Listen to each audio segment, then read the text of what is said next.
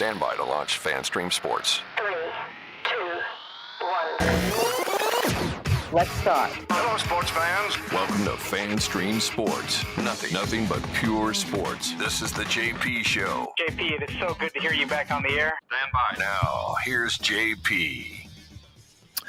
Welcome into a Football Friday edition of the JP Peterson Show. Oh, that's weird, isn't it? I have this glow coming down from above. Yeah, I thought it was something ordained. It's like I've been divinely inspired. Yeah. Yes. Oh, no. Not quite. Yes, the reporting did come from above, but yes, when I will be gloating today. Just fair warning for all of you. To all my detractors. JP's going on the soapbox today. You're just making stuff up to get clicks. There's no buyer in Tampa. Okay. I'm going to be insufferable today. As hungover as Tim Ham is today. Oh, my God. I will be equally as insufferable to my critics today as I gloat over Ken Rosenthal's piece today, confirming our reporting from months ago. When Michael Irvin's buying the shots, I'm not saying no. The playmaker. They don't call him the playmaker just because he scores touchdowns, right? Oh, and we talked all the Deion last night, too. Oh, we got Deion update. He's big on Deion. Oh. After he was we were both just hammered, dude. It was a rough night. So you have the distinction of knowing two people that are being used by Deion Sanders to get more money. Yes. Look at you. Look how important you are in the scheme of things. Right. Oh, I can't wait to hear these stories today. Oh, IndyCar Tim, ladies and gentlemen, by the way. IndyCar Tim joining us from our Dallas affiliate, hungover as a mofo. Oh, my God. Well, I don't know what time I texted you. I don't remember texting you. I don't remember what time it was. I woke up to it. Well, let's find out. We have photographic evidence because discuss as I get I don't remember a.m. Eastern. I don't remember falling in bed. I says I light have one of my greatest stories ever tomorrow. Light meaning might. Tomorrow dash today. Michael Irvin, we're hammered. Okay, and I'm like, oh, teaser. God. No, I saw him on.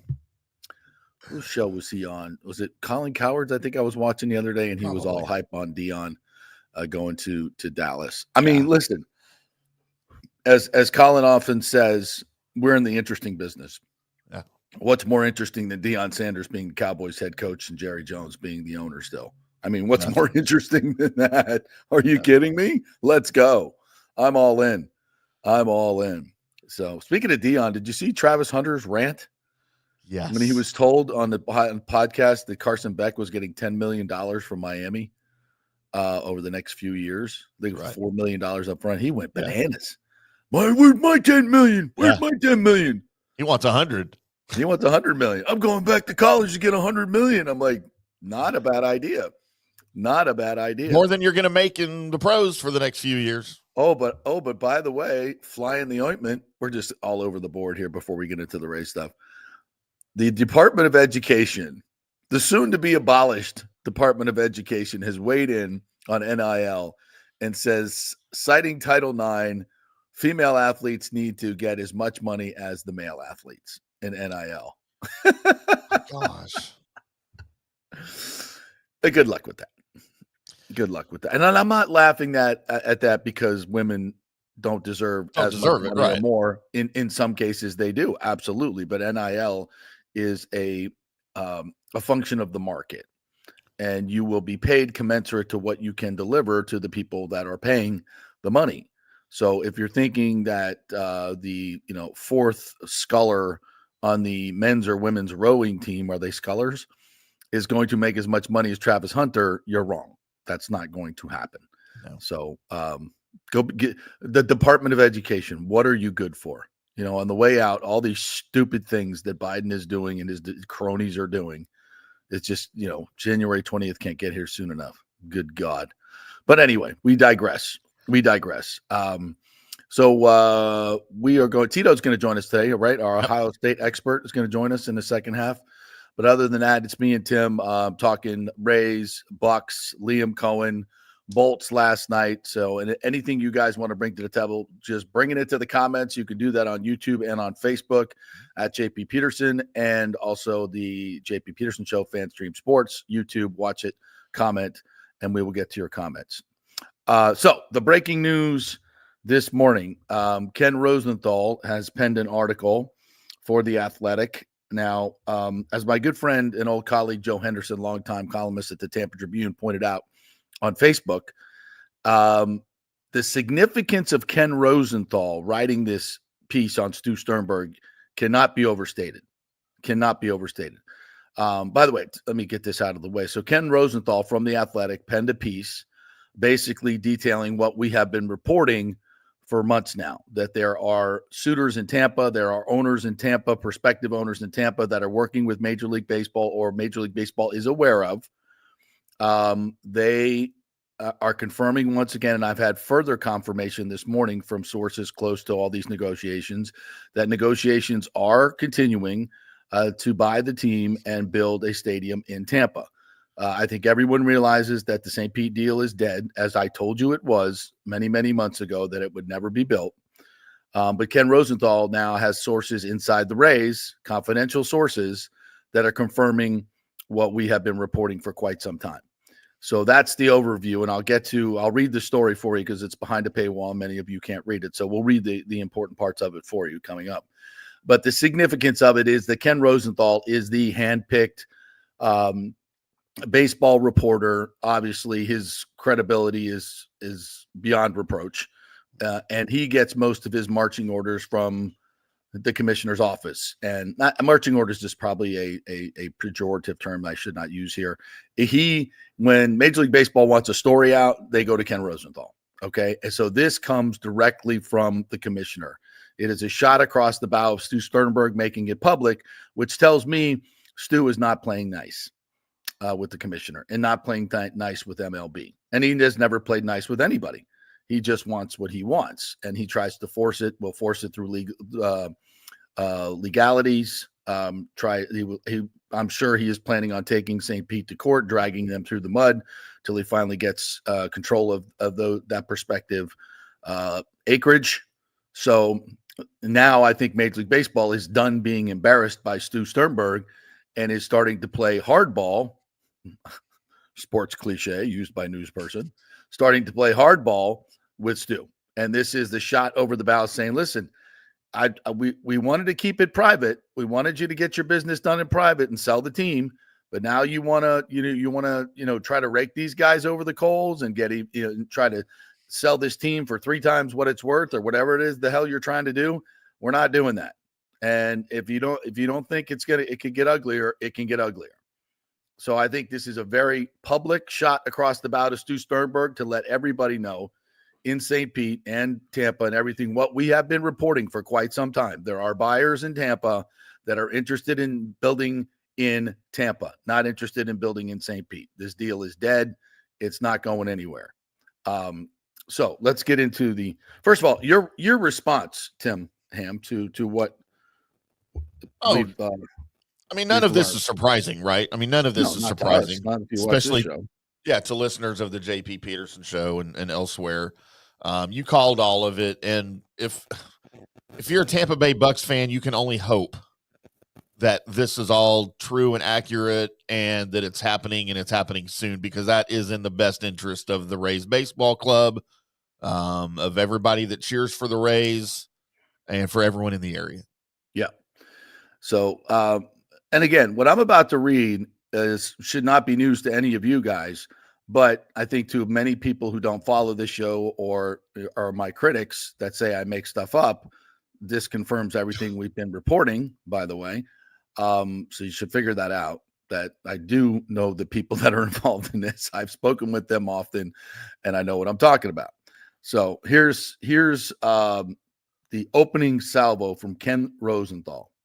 First of all, the title of it, with Rays Stadium deal in jeopardy, owner Stuart Sternberg's tenure appears headed for a crossroads. That's a shot. That is a shot. That is a booming cannons from the Jose Gaspar right there. Stuart Sternberg of the Tampa Bay Rays is one of baseball's most successful, impactful owners in the past 20 years.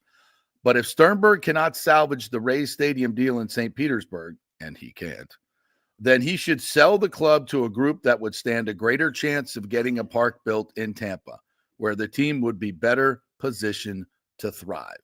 Again, this is Rosenthal's. This is a half commentary piece. This is him gleaning the information. He has a source inside the Rays, which I'll detail later on, that he has given anonymity to. And for him to do that means that he's very much working with Major League Baseball, has the blessings of Rob Manfred. And they are, and for this source to come forward, this whistleblower, this is a very important step. And don't forget that Major League Baseball has installed a point person now, just like when John McHale came in to find out what's going on in the franchise when Vince DeMoli was running it through the mud, and a couple of years later, the sale was forced.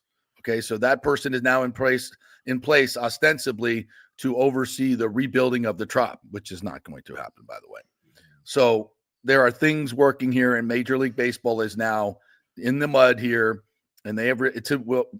I think this piece will show you that they have realized that the problem is Stu Sternberg, and has always been Stu Sternberg, and now they need new ownership to get this deal done, and that the market is so important that they're not going to leave. All the things I've been telling you, Ken Rosenthal is confirming here. He says, this is not to shout Stu must go, but we'll shout it. Stu must go. The way one might with other owners like John Fisher of the A's, the White Sox, Reinsdorf, blah, blah, blah, blah, blah. Nor is it to lament poor Stu for an owner who is sitting on $600 million of public funding. It's way more than that for a new park. And in the wake of two devastating hurricanes in the Tampa Bay region, wanting more. It's an embarrassment. This is an embarrassment for MLB, like we told you. Sternberg's tenure, however, appears headed for a crossroads. His team lost its current ballpark for at least the 2025 season when Hurricane Milton blew the roof off Trop. And the Rays' deal for a new park on the same site is in jeopardy as Sternberg and other club officials clamor for more money to cover possible cost overruns, which they were supposed to pay. Time is running short. The Rays must meet specific funding and design requirements by March 31st for Pinellas County to issue the necessary bonds for its $312.5 million contribution to the new park. It's double that if they have to pay the interest on the bonds. Mm-hmm. And MLB Commissioner Rob Manfred does not want the team to relocate out of the market, repeating to The Athletic what he has said numerous times publicly. My goal is to make baseball work in the Tampa Bay region. And don't forget, we've had Chris Lotvala and other county city commissioners echo what Manfred has told them many times, that they're not leaving. They're not leaving. He's not said they're building in St. Pete, but he said they're not leaving the market. So this has been confirmed not only in his public statements, but in his private conversations with the city and the county. Rosenthal continues. Manfred declined further comment. Sternberg declined comment entirely. Since when has Stu Sternberg not talked to Ken Rosenthal? Hello? Wow. Things have changed. Since when is Stu Sternberg not talked to Mark Topkin or John Romano of the Times? Things have changed. Stu is no longer the darling of the media or MLB, and he hasn't been for quite some time, but it has reached this proportion. He continues, and while Manfred's lobbying of the county commissioners to approve financing last month could be interpreted as putting the politicians on notice that the team could bolt, he is taking a different approach with Sternberg than he did with Fisher and the A's. And then he details why the Oakland situation is different than the Rays, which we have told you many times, completely different. He continues, an out-of-state relocation prompted in part by a natural disaster would be unseemly and perhaps unwarranted. Another owner, one with deeper pockets, might be more successful than Sternberg was in persuading officials in neighboring Tampa and Hillsborough County to finance a new ballpark. There you go. That is Manfred saying, we know Stu is the problem. Other owners would be able to get this deal done overnight. Who's told you that for years? Moi. Yeah, I'm gloating. I'm gloating. I don't care. I don't care. I'm gloating. Doing my Ricky Gervais. I don't care. No, I'm gloating. Another factor, Manfred might not be comfortable with a second team relocating to a market in which the league might want to expand. The A's took away one such market, and while the league did not charge Fisher a relocation fee, it instituted a 10-year flip tax to penalize him if he used the relocation to sell the club at an inflated price. Who did that? Stu Sternberg's hero, Jeffrey Loria in Miami, which is the same thing he's trying to pull here. I told you. If Fisher sells before 2029, he will be taxed 20% of the purchase price to be split among the other owners, according to a source briefed on the details. The tax would decrease each year through 2033. What that means is he ain't letting Fisher just take this market without the other owners being compensated. This is why I tell you guys all the time, the Rays aren't leaving. Oh, they're just going to move to Nashville. If they don't vote this, they're just going to clear flatly. You're the problem. And if you don't vote for this, the Rays are going to move. No, they're not. They're not going anywhere. God, the league's not going to let that happen. You've been saying it from day one. For years. That is a threat that is used to get more public money and to get the things that they want. And it's never been real. They're not leaving this market. He continues. Unlike the A's, the league considers Tampa Bay too valuable to vacate or say Nashville or Raleigh-Durham, even if Sternberg's best chance of extracting maximum value in the sale is in one of those markets. The problem is Sternberg does not seem especially welcome in either Tampa or St. Pete. He's not anymore, which is unfortunate considering how he transformed his franchise, blah, blah, blah. I ain't reading that. The Rays are a modern baseball miracle. They are, in terms of their wins and what they've done to spend it. But we all know you can get to the playoffs with expanded playoffs by using this formula. It's very difficult to win a championship if you're not spending with the big boys. I don't need to read that.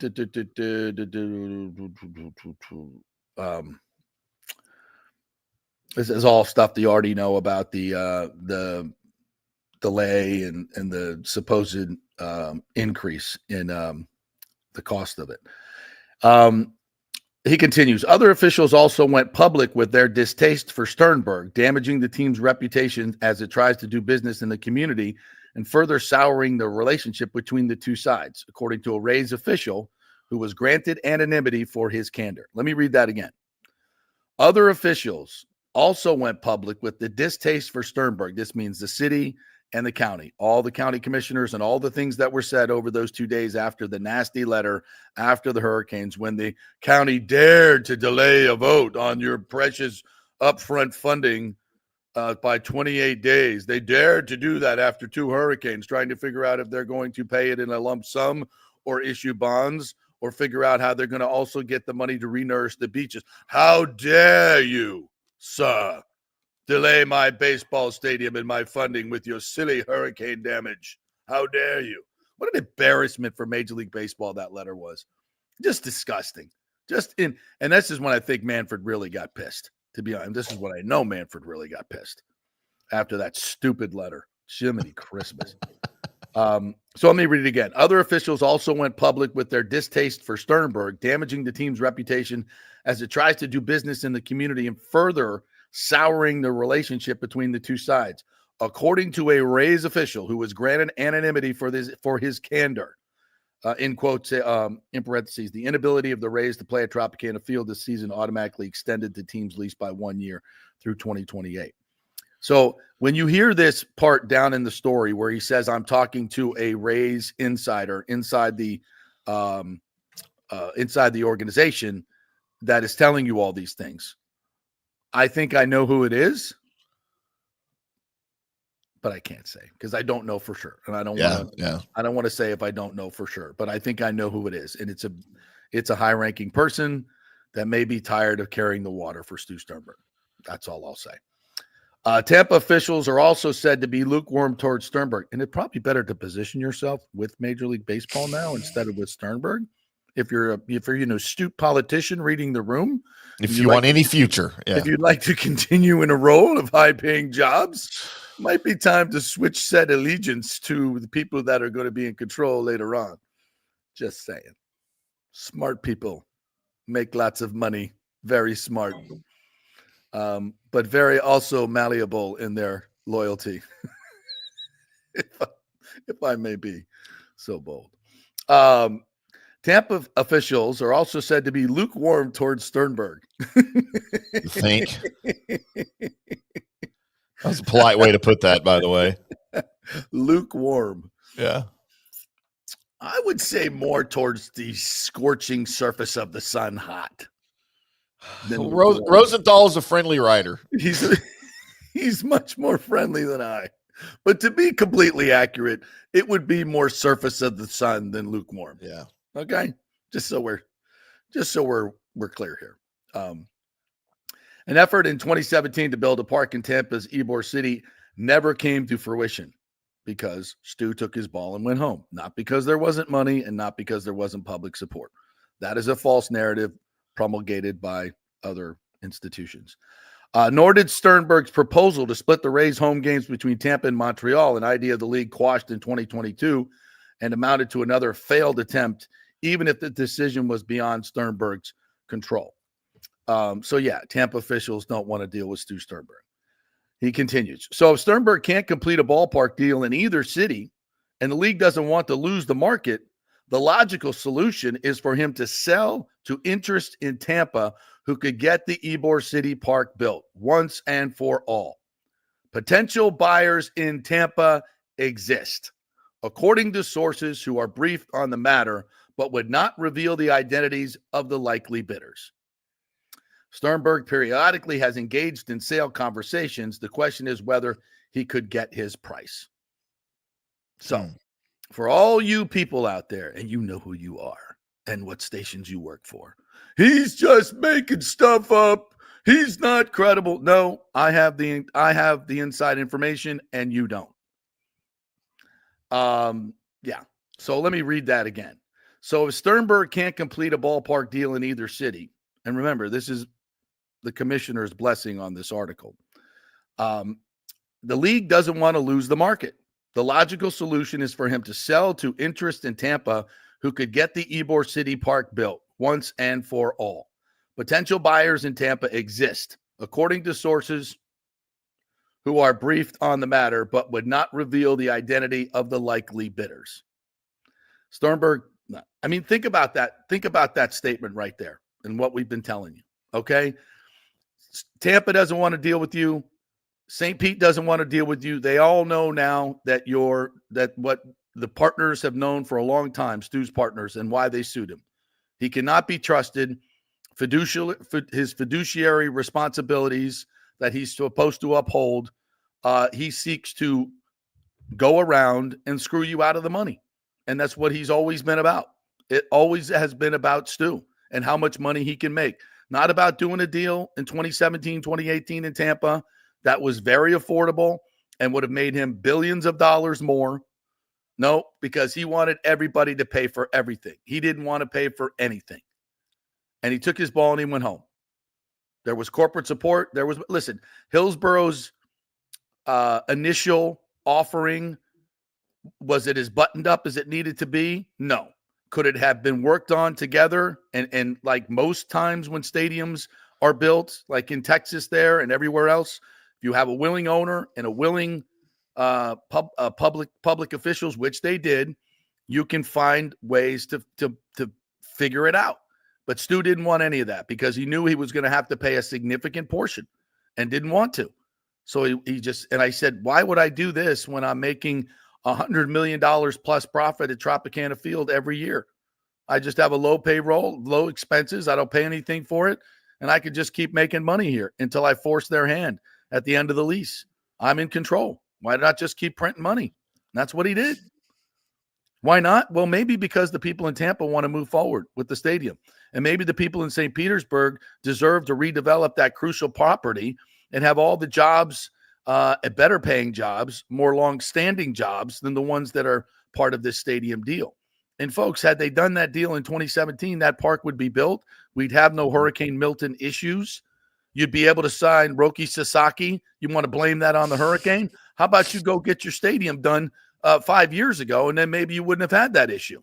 A forward-thinking owner might have thought that way. Well, maybe if we get some certainty to where we play and it's in a better place and we get more revenue and it's where it should be all along, that would be better for everyone, including the folks in Tampa and the folks in St. Pete. Duh. But no, it's not about that. It's about me and how much money I can make. Well, at least I'm glad MLB has finally caught on to this. Let's see what's more. Okay, so getting the ballpark built is never easy. The hurricane only added to the Rays' degree of difficulty. And even if the park in St. Pete gets done, who's to say the Rays won't end up like the Marlins, locked into a 30-year commitment in a city where they have yet to succeed because it's a horrible location. Duh. Sternberg, a native of Brooklyn who now lives in St. Pete, seems to be one of the few who believes baseball can work in his adopted city. No, he doesn't. Ken, you got that wrong. He doesn't believe that. It was all a money grab from the very beginning. He was told to write that. Yeah, probably. Then again, maybe Sternberg knows better. Brian Scott, chairman of Pinellas County Commissioners, said in November he believed it was possible the Rays were looking for a way out of the ballpark deal.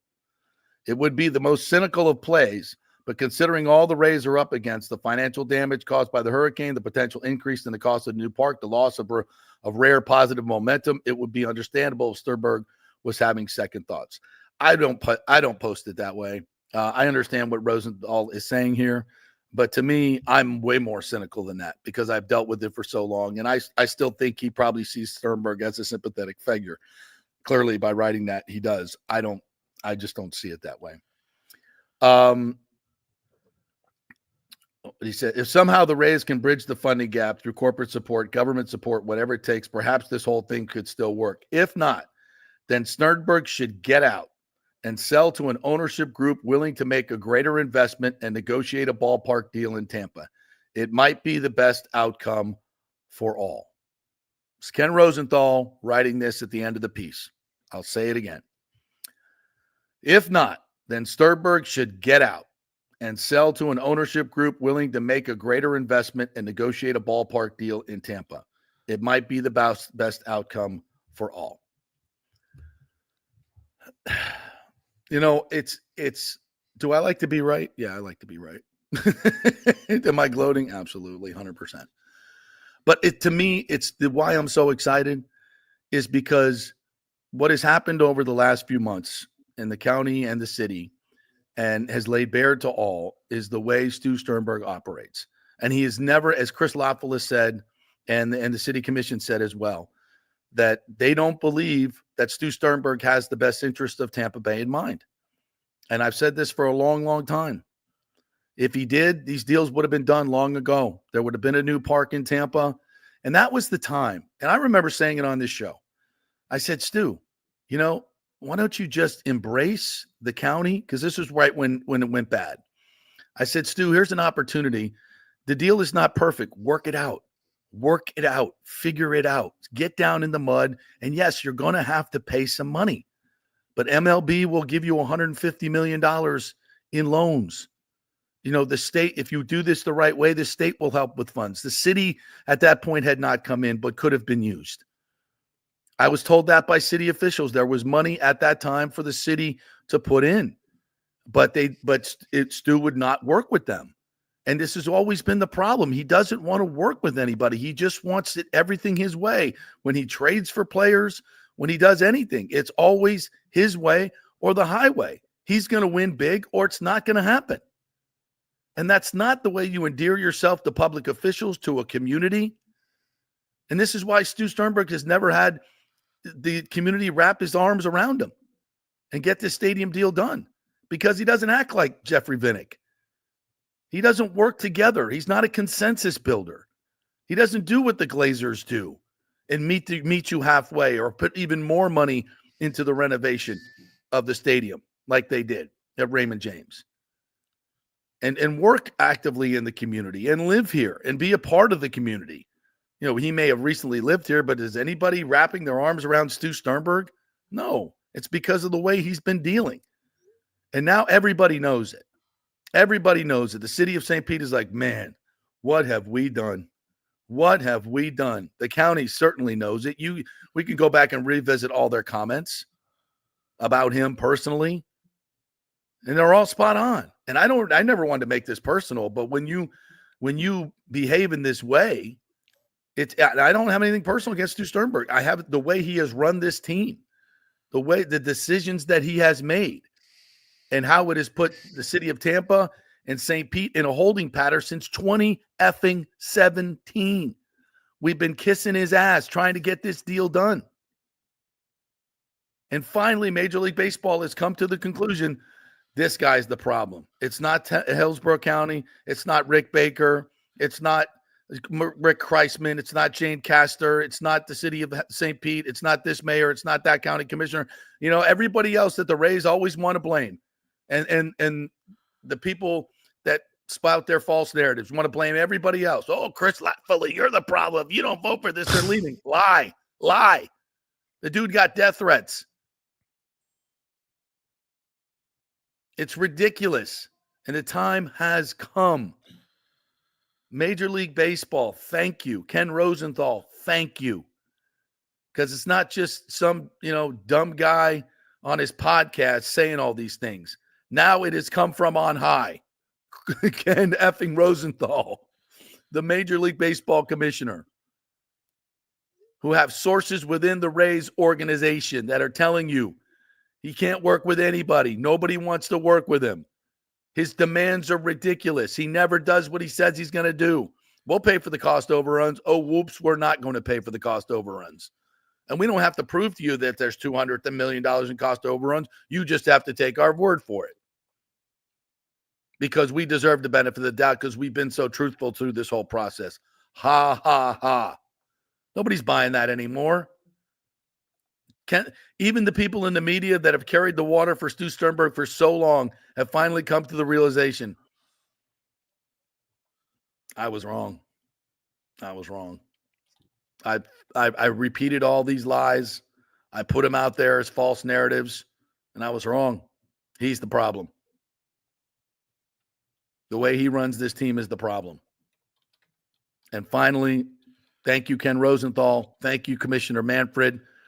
And thank you to the people of Tampa that are going to hopefully buy this team. And they're going to have to negotiate a fairer price than Stu wants right now. That's for damn sure. He wants to make, an unreasonable profit. And if the new owners are forced to pay that for the team, they won't have money to run the team. So we'll still have to have low payrolls and we'll still be in a hole. That's the way he wants to leave it. Scorched effing earth. And take the acreage without building the stadium, which I told you was always the goal. I mean, God damn. Major League Baseball, come on. Do not let him embarrass you anymore and poison the water. If he gets away with all this other stuff, is anybody really going to want to support Major League Baseball in this market? If he's allowed to steal that acreage and the city of St. Pete gets screwed over like that? No, can't have that. Just take your $2 billion profit and go. I mean, how much is enough? Jiminy Christmas. Let us do it the right way, finally. Finally, let us do it the right way and have the passion for baseball that exists in this community and has for a century of the Cubans and Americans coming over here and building Ybor City. We love baseball, man. Everybody plays baseball growing up in Tampa Bay. Look at the freaking talent we produce. It's a per capita the most in America, in my opinion, and backed up by a lot of data. The history of the game in this market is unbelievable. Going back to Al Lopez and Wade Boggs and Fred McGriff, and now carried on. With Kyle Tucker and Pete Alonso and so many more players. We love baseball, but we got to do it right. And we're tired of being maligned as a baseball market. Oh, nobody supports the Rays. Well, because we got a terrible owner and a terrible stadium and a terrible location. Let's do it right. We got the opportunity. This is a great market, and Major League Baseball knows it. Local ownership with a stadium in Tampa is going to crush. Is going to freaking crush. And I can't wait for it to come to fruition. And for God's sake, Stu, sell now so I'll be alive when this freaking thing is finally built. And you guys are getting ready to enjoy outdoor baseball. Oh, can't wait. That's what the news should be about. Yeah. Yeah. You're so right, Tim. We should be celebrating this. And I think we're this close, man. Yeah. Because imagine if this team is sold in the next few months before the season starts to local ownership or people that are local that have been here a long time. And I know the group that they're talking about will be beloved in this marketplace. And the city and county and regional support will be unbelievable. And then we're going to go to outdoor baseball, and we're going to, and I think we'll stay in Steinbrenner Field while the other stadium is built. We can add seats to it and make it bigger and better, but the vibe is going to be through the F, and it's going to be amazing, incredible, and it's going to be ours, And it's funny. It takes Hal Steinbrenner, the owner of the Yankees, to step up and say, hey, man, anything you guys need. My dad has always been a huge part of Tampa and this city. Like, Hal Steinbrenner is more beloved in Tampa Bay than Stu Sternberg. Tells you something right there. And that statement that he put out about his love for Tampa and his family's love for Tampa Bay in this region and stepping up to clear the way for everything. I can only imagine what the Rays are doing to the Yankees right now. We want this, and we want this, and we don't want to pay for it. I mean, I can only imagine, it's in House is going to be like, sure, whatever you need. Yep, yeah. Whatever, and that's the way it's not going to be, oh, let's work together and it's not going to be that. It's not going to be that at all. And people don't realize this whole thing with the Rays playing at Steinbrenner might be costing the Yankees as much as it's going to cost the Rays. And Steinbrenner's not even barking about it. Right. It's I guess the Rays are supposedly paying $15 million. I can tell you right now, that ain't coming out of Stu's pocket. No. Either the city of St. Petersburg probably going to end up paying that because they have to provide a venue. And for them, that's a lot better than forking out $100 million to put a roof on a building you're going to blow up in 2 years. So don't worry. The Rays ain't paying that. They can trust me on that. So yeah, we should be celebrating this, and possibly we will. Anyway, let's take our first break and let's get into the comments. And there's news as well as the game times have been announced for outdoor baseball, which I think is great. I think it did a great job with that. Because guess what? We can have later games now that everybody doesn't have to travel over to St. Petersburg. Shocking development. So we'll talk about that. We got lots of Bucs news to get to with Liam Coen. Is he staying? Is he going? Tyreek Hill coming to the Bucs. And, of course, Tim's night out with Michael Irvin, the playmaker. We got so much to get to. I see you, Rick. We are brought to you by the Jeeves Law Group, JEEVESLawgroup.com. If they are local, they are trusted, and they get results. If you've been in an accident, your first call should be to the Jeeves Law Group. Go to the website, JEEVESLawgroup.com. You can email them, call them.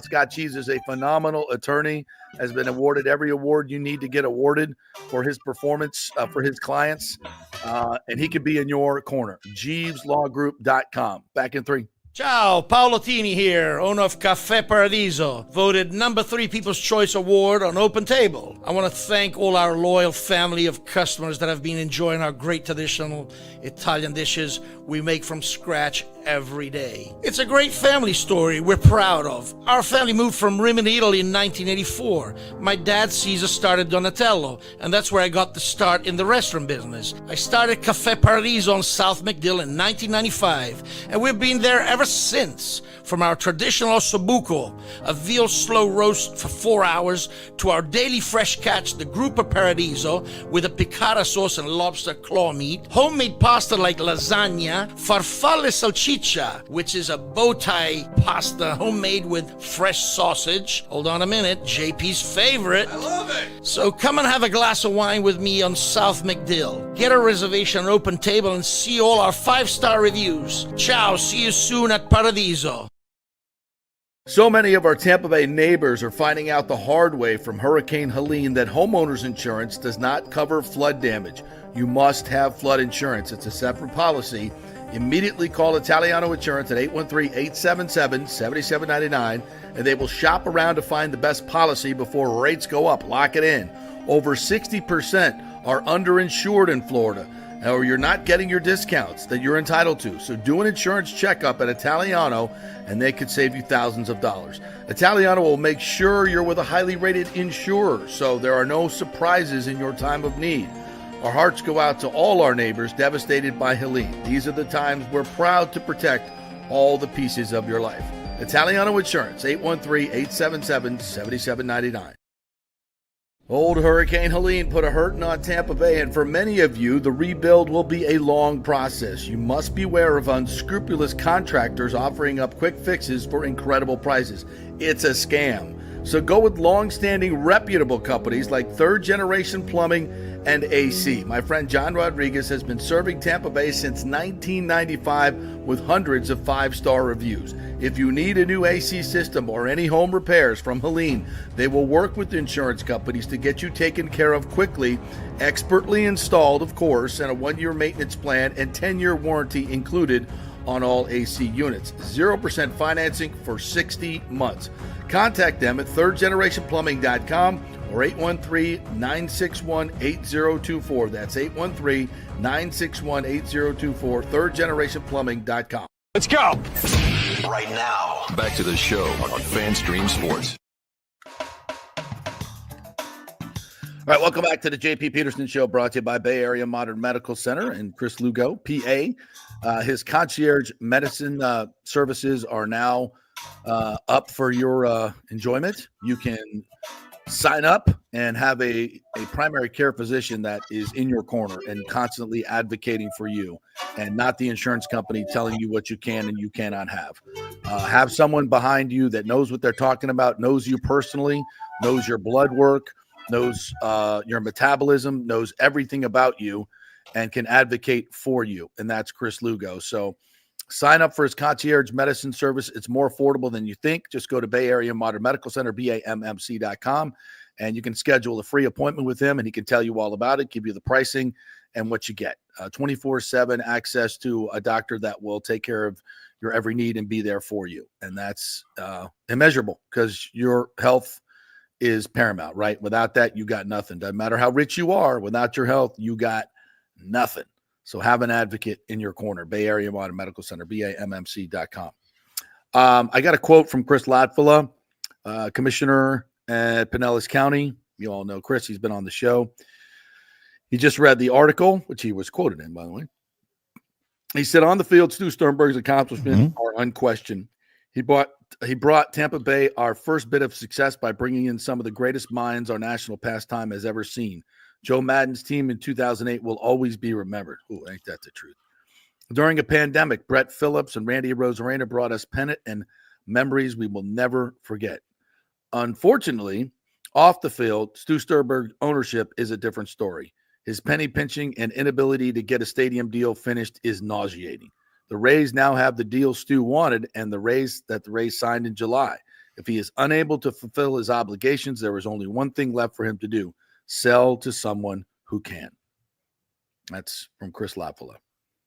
And he's spot on. Good dude. He is. And he's endured a lot that he shouldn't have had to. Yeah. It's a thankless job, isn't it? Can be at times. Kind of like ours. Yeah. All right. Before we get to the comments. So, how was last night? About last night, Timmy.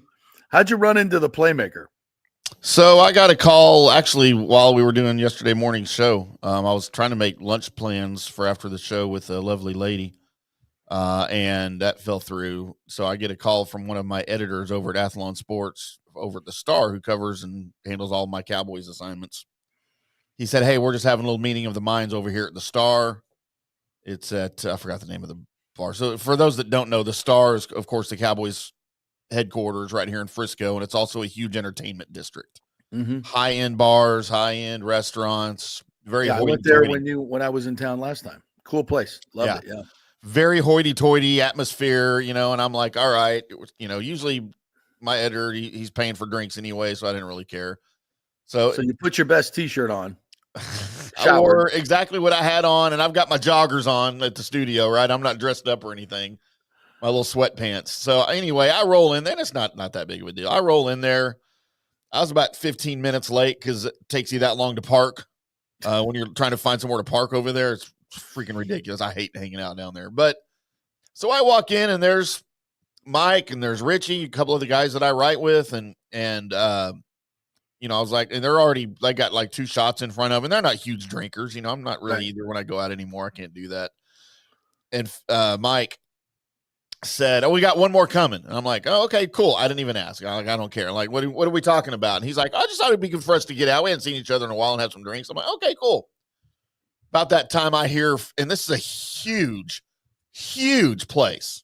It's got an upper level. It's got an arcade upstairs, but it's all open on the downstairs. Like the arcade, all the upstairs is like around it, like a loft, right? Right. So it's huge. It's open. It's loud. And all I hear coming from behind me is, "Oh, ha, ha, ha, ha. There they are." The unmistakable laugh and voice of freaking Michael Irvin, who, you think these guys keep a low key when they will go out in public, right? Oh, no. And it's impossible for him to do so. Yeah. And he's got about 4 humongous dudes with him that are his crew, I guess. I didn't know any of them. They come over and they sit down, and he hadn't sat down for 10 seconds before there is a tray of shots. Like already, I don't know how he facilitated that. And there, keep in mind, there's 8 of us. Yeah. I bet you there were 25 shots on this tray. And I'm just like, oh God. The standing order when he walks in. They know. So, this is how the night starts. Yes. And he grabs me by the back of the neck and just shakes the back, because I haven't seen him in forever. We haven't hung out in years, right? Just grabs it, just shakes me like a rag doll. And I'm just like, he's 55. I'm 53. He can still play. Like, he is in such shape. Yeah. Crazy. So we go to, I think he did 5 shots, just boom, boom, boom, boom, and it was tequila. Oh, tequila. Not chilled, not dressed, just tequila. Like, I don't mind tequila, but I like it cold and I like it with a lime or whatever. Yeah, a little salt and lime. None of that stuff. That's for pussies. That's for writers, not players. Well said. Clearly. Well said. If you're gonna drink with me, this is how you're gonna drink. God, so that was pretty close, right? That was it. Yeah, that was it. And so I'm like, I was already trying to get in and out because I had made plans to, an ex-girlfriend of mine was helping open a new bar as a bartender up in Prosper, up north of Frisco and Little Elm where I live. It's like a 20-minute drive, and I didn't want to get hammered because I wanted to go up and see her. Yeah, of course. And I'm just like, all right. I'm like, okay, well, here we are. I said, let's do this. So they serve these humongous, like 32-ounce draft beers. I was drinking my Miller Lite, and I bet I had 8 Miller Lights, and I lost count of shots. Mike ordered another tray after we finished all those. And Richie and Mike, my guys I was with, they bowed out early. Like, they were like, yeah, we got to go. And I'm like, what are you doing? I'm giving them this face like, don't leave me here. Don't leave me alone with these people. God. So, here I am with Michael Irvin and his freaking crew they're monster dudes, like monsters. Right. And they're just putting it all away. And I'm like, Mike, I can't stay long, man. I said, I got an engagement. He goes, where are you going? Where are you going? And I told him, I said, man, an ex-girlfriend of mine, is, helping open a bar. She's bartending tonight. It's the first week they're open. I told her I'd come up and say hi or whatever. He's like, where's this place at? I said, it's up in Prosper. He's like, I know Prosper. Deion used to live in Prosper. I'm like, I know Deion used to live in Prosper. So anyway, he wanted to go with me to this other bar. Let's go. I'm like, okay. What's a better way to open up a new bar? It's kind of far. And he's like, I ain't driving. I don't care. I got a driver. Right. I'm like, yeah, but I don't. Smart. Yeah. So anyway, it was just him and one other guy that ended up tagging along and going up this little bar. We walk in the door, and it's just freaking Prosper's growing. It's massive, but it's still a sleepy little country town, right? Mm-hmm. Cowboys, hats, boots, jeans, Wranglers, puffy vest jackets, everywhere. Here comes a playmaker. And freaking Michael Irvin walks in with me. That's so Ashley sees me and runs up to me and gives me a big hug and everything. And she's like, who's your friend? Like, she had no idea who he was. Oh, come on. Who's your friend? Now, she knows nothing about sports. I said, this is Michael Irvin. My friend's about to get you 1 million likes on freaking Instagram. That's what my friend's going to do with your new bar here. Yeah, that's a cool story. That's awesome. And I was only going to stay and have a couple of drinks, but I didn't pay for anything all night, dude. He covered all of it. But yeah, I got home at probably. That's what the good ones do. That's what the good ones do. And I did get some Deion out of him, though. All right. So what do we got? Give us the news. We're breaking news all over the place. And he swears up and down Deion's taking the Cowboys job. I said, Mike, Jerry, it's a money grab, bro. It's a money grab. And Deion is all about the money. I know. And all these things that he told his players out, loyalty and sticking around and all that shenanigans, it's all smoke and mirrors. He wanted the Cowboy job. That's always been what his eye was on. And he's going to get it. And he's going to, I bet Jerry's going to have to pay him $15 million a year to get him. And that and an $8 million buyout. Michael Irvin, he's going to work the media to create, or he's going to go back to Colorado and get another $10 million from them. It's all about money, and it's all about leverage, and it's all about Deion, and it's all about money. Listen, I've known this cat since he was 18 years old at Florida State University. I did the first story on him, national story on him for ESPN, driving up in his convertible Chrysler with a Yankees license plate with Prime on the back. Yep. And all the jewelry and everything. We shot the whole thing at Burt Reynolds Hall. And Prime has always been about the money. I remember, and he was always nice to me, and he always did interviews and was awesome with me because I got him, I shipped those tapes up to ESPN. I put them in the 3/4 inch thing, put the FedEx label on it, shipped it to ESPN. He would, he used me then, he used me now. And when I went to Atlanta, when he was playing for Atlanta, I caught up with him after game. I'm like, Deion Prime, can you give me a quick one? He goes, JP, I love you, but I'm in the NFL now. I don't do small time TV. And I was like, shocking. I wasn't mad. I wasn't insulted. Yeah. I was like, that's Prime. That's Prime. Man has his priorities. He knows his brand, and it ain't Tallahassee anymore. No. Moving on. So it's always been about that. And here's some that I'd totally forgotten about that leads me now. There's no possible way he will ever be the coach of the Cowboys or hold any specific position in the city of Dallas. Dude, he burned a ton of bridges when he was here. Yeah. Like as a player and then before he went into coaching. With the high school and stuff. With that freaking school that was nothing more than a money grab for – dude, he burned – he still owes people hundreds of thousands of dollars from that school, that the Prime Prep Academy is what it was. And it was – what was that? He opened a school for his kids to play football at. That is all it was. Yeah. They didn't have a baseball team. They didn't have a basketball team, but it was a legit school. They had teachers. They had janitors. They had an office staff. But it was a private school for his kids to play football. That's all it was. And when his kids were too old to play there, he didn't give anybody notice.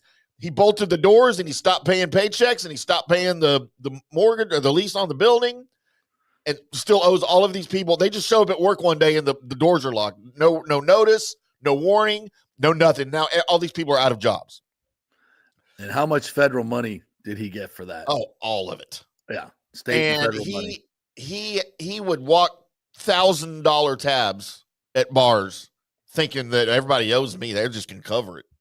And wouldn't pay tabs. There are countless bars that I'm aware of where he and his cronies would rack up, and he did it to the Fan when I was at the Fan, and we would invite him to hey, yeah, we'll get you dinner and a couple of drinks, right? Oh no, he would bring about 10 people with him, family members. Oh yeah, and just stiff, not a dime of a tip to anybody. Just walk the check.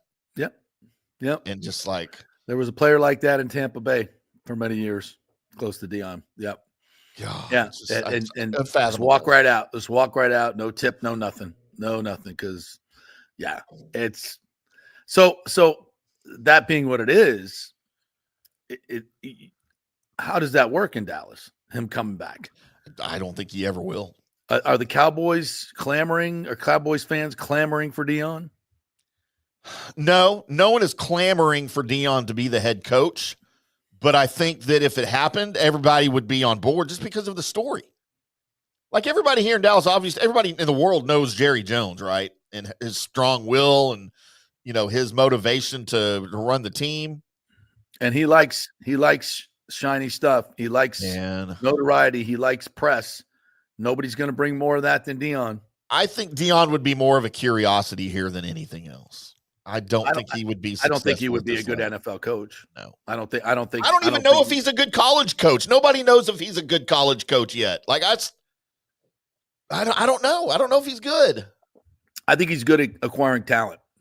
Yeah. I think he's really good at acquiring talent, and the talent that he put on that field. Listen, you get that kind of talent, and you put it on a college field, and you have coordinators who are somewhat. And Deion brings a lot of sizzle and motivation. Let's just be honest. He brings a lot of sizzle and motivation. And I think that's a big part of football. I think it's a huge part of football. I think he can be very successful in college. Could he win a championship? I don't know.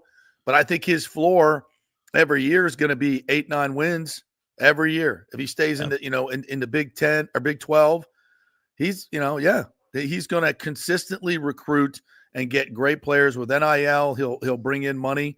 Yeah, I think it's a super spot for him. I don't necessarily think Colorado is. I think an SEC job or a bigger high profile job. You can get better coaches, and he's just becomes the CEO and the head recruiter and the head businessman. If he can win 7 or 8 games, 9 games for the next 4 or 5 years at Colorado, Florida State's going to come calling. Alabama might come calling. He's burned a lot of bridges at FSU. I don't think FSU's on the table there? I don't know. I if they pay him, it's all about money to Deion. Yeah. It's just all about money. And that's why they didn't hire him the first time. Plus, he didn't have a college degree at the time, and he's since been gifted one. Right. So, yeah, he didn't have one, so they couldn't hire him just by state policy. I'm sure they could have, figured something out to get him a degree quickly. But anyway, he wanted the money before he had earned it, and he did not have the I don't think he'd even coached at Jackson State at that time, or had. I don't think so. You mean when he was being mentioned for FSU? No, that was going to be his. I think that's when he got hired at Jackson State. I think that's what. So anyway, I think this has been his not dream job, but his goal to get the Cowboys job and get paid by Jerry Jones again and be the highest paid coach in the NFL.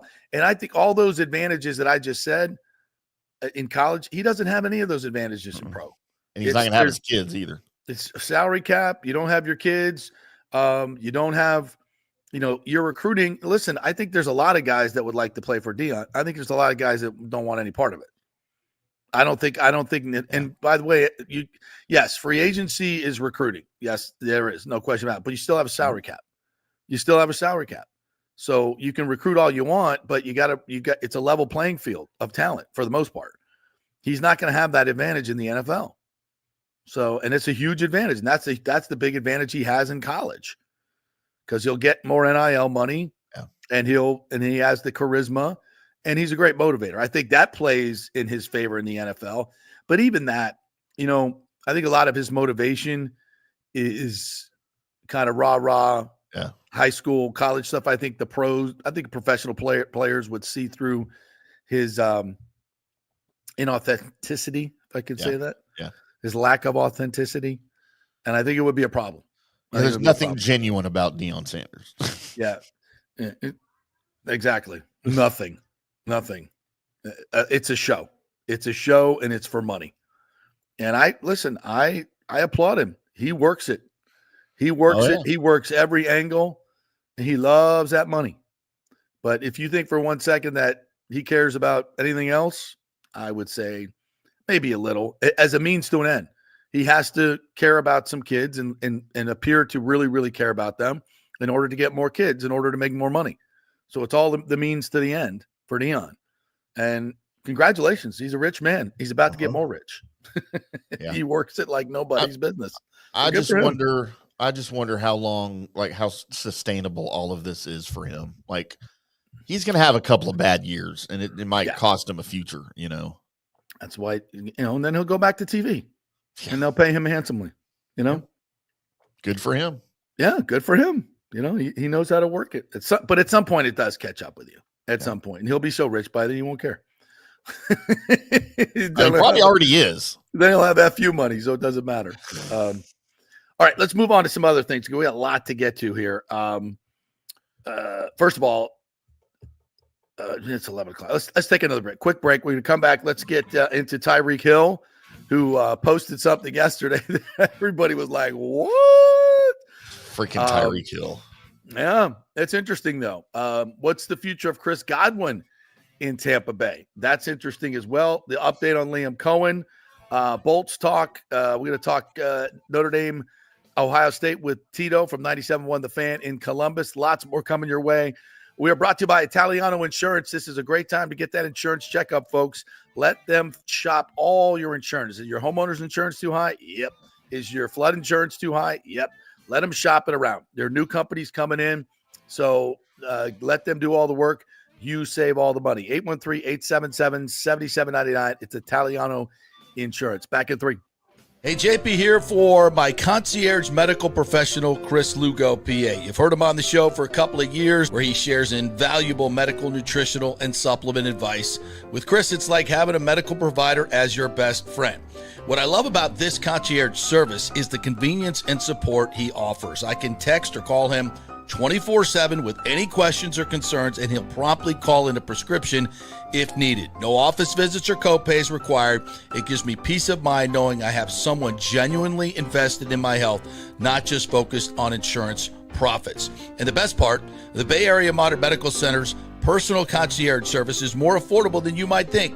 Don't let insurance companies dictate your health care. Take control of your health and wellness today. Visit BAMMC.com for more information and to schedule your initial free consultation. Empower yourself and take charge of your personal health with BAMMC.com. Hey guys, why not kick off 2025 by popping the question? Yes, and you know where to get that perfect engagement ring. It's the Gold and Diamond Source. The best prices, the best quality, and yes, get her a real diamond. You don't want to go with the fake stuff. And January's birthstone is garnet for all you FSU fans, right? Get 15% off all the unforgettable garnet jewelry at the Gold and Diamond Source. Also, discover Emilique by Emily Johnson Weintraub, a sleek and modern jewelry line that makes everyday gifts extraordinary. And don't forget, you have any unused gold? Turn it into cash or a stunning new piece. With gold prices soaring, there's no better time to trade up. You can do it all at the Gold and Diamond Source, 3800 Omerton Road, always online at thegoldendiamondsource.com. JP here for the Jeeves Law Group and my man Scott Jeeves. If you're going to hire an attorney, do you want some guy looking for a quick settlement and a quick buck, or do you want an attorney with some chops? Scott is a board-certified civil trial lawyer and a certified circuit court mediator. Been practicing in the Tampa Bay area for over 30 years. He is a peer-reviewed AV preeminent-rated civil trial lawyer. They just don't hand out those classifications. He's been the lead class action counsel on many complex consumer protection cases and has handled hundreds of serious personal injury cases. He's dedicated his career to protecting injured victims and is committed to vigorously representing you. We're local, we're trusted, and we get results. Personal injury and personal attention. Call for a free case evaluation. That's 888-9-JEEVES. That's 888-9-JEEVES. The Jeeves Law Group. Let's go. Right now, back to the show on FanStream Sports. All right, welcome back to the JP Peterson Show on this Football Friday. We got to talk a little football here coming up. The Golden Diamond Source is your place to get that ring in 2025. That is the spot for the best location. You get in, don't have to worry about the mall stuff. You park right there. You go in, great customer service. What's your budget? Okay, let's show you something. You got interest-free financing, 3 to 5 years. So this is how much you can spend. This is how much it's going to cost you a month. This is how beautiful it is. This is what it compares to. We're not going to pressure you. This is the one. Great. Wrap it up. Let's go. You're done. It's a tough process. I know it is, guys, but they make it easy. Gold and Diamond Source, 3800 Omerton Road, always online at thegoldendiamondsource.com. How about this one from Denver Hardin? JP, want to let you know I drove over an hour to Cafe Paradiso last night for my wife's birthday dinner and let the owner know you sent me. And the food was amazing, and they gave my wife a cake. How about that? Great people over there and great food. And John Hill said he just made a reservation as well for this weekend. You're in for a treat, John. Potential advertisers out there, this show works. People listen, people watch. We tell them about your great business. So we have a few slots open for the 2025 season. Contact me, JP, at the jppetersonshow.com, and let's help out your small business. We love to help local small business. That is our passion. But if you got a big business, we'll help you too. Cigar City, beer, let's go. All right, so where do we want to go here, partner? Tyreek Hill. I think let's do a little Bucs here. The cheetah. So he tweets out something to the effect of about to go to Tampa, about to drive the 3-hour drive to Tampa. It's a breeze. So now if you're in the Fort Lauderdale area and you're near Alligator Alley and there's no traffic, you can get here in about 3.5 hours. I've done it. And especially the way he drives, maybe 2. But the bigger thing is, which coming to Tampa for? We're all full here. We're all full of crazy. We've had our crazy AB moment. And we're all full up here. What was that line in the movie? Oh my God, one of my favorite movies with Jack Nicholson when he was crazy. Which movie? He's crazy in a lot of his movies. Everyone is like, you're selling crazy and we're all full here. Something like that. Great line. Here's the tweet, by the way. Yeah, right here. Our drive to Tampa about to be a breeze. I mean, would he look great in a Bucs uniform running down the field? Sure.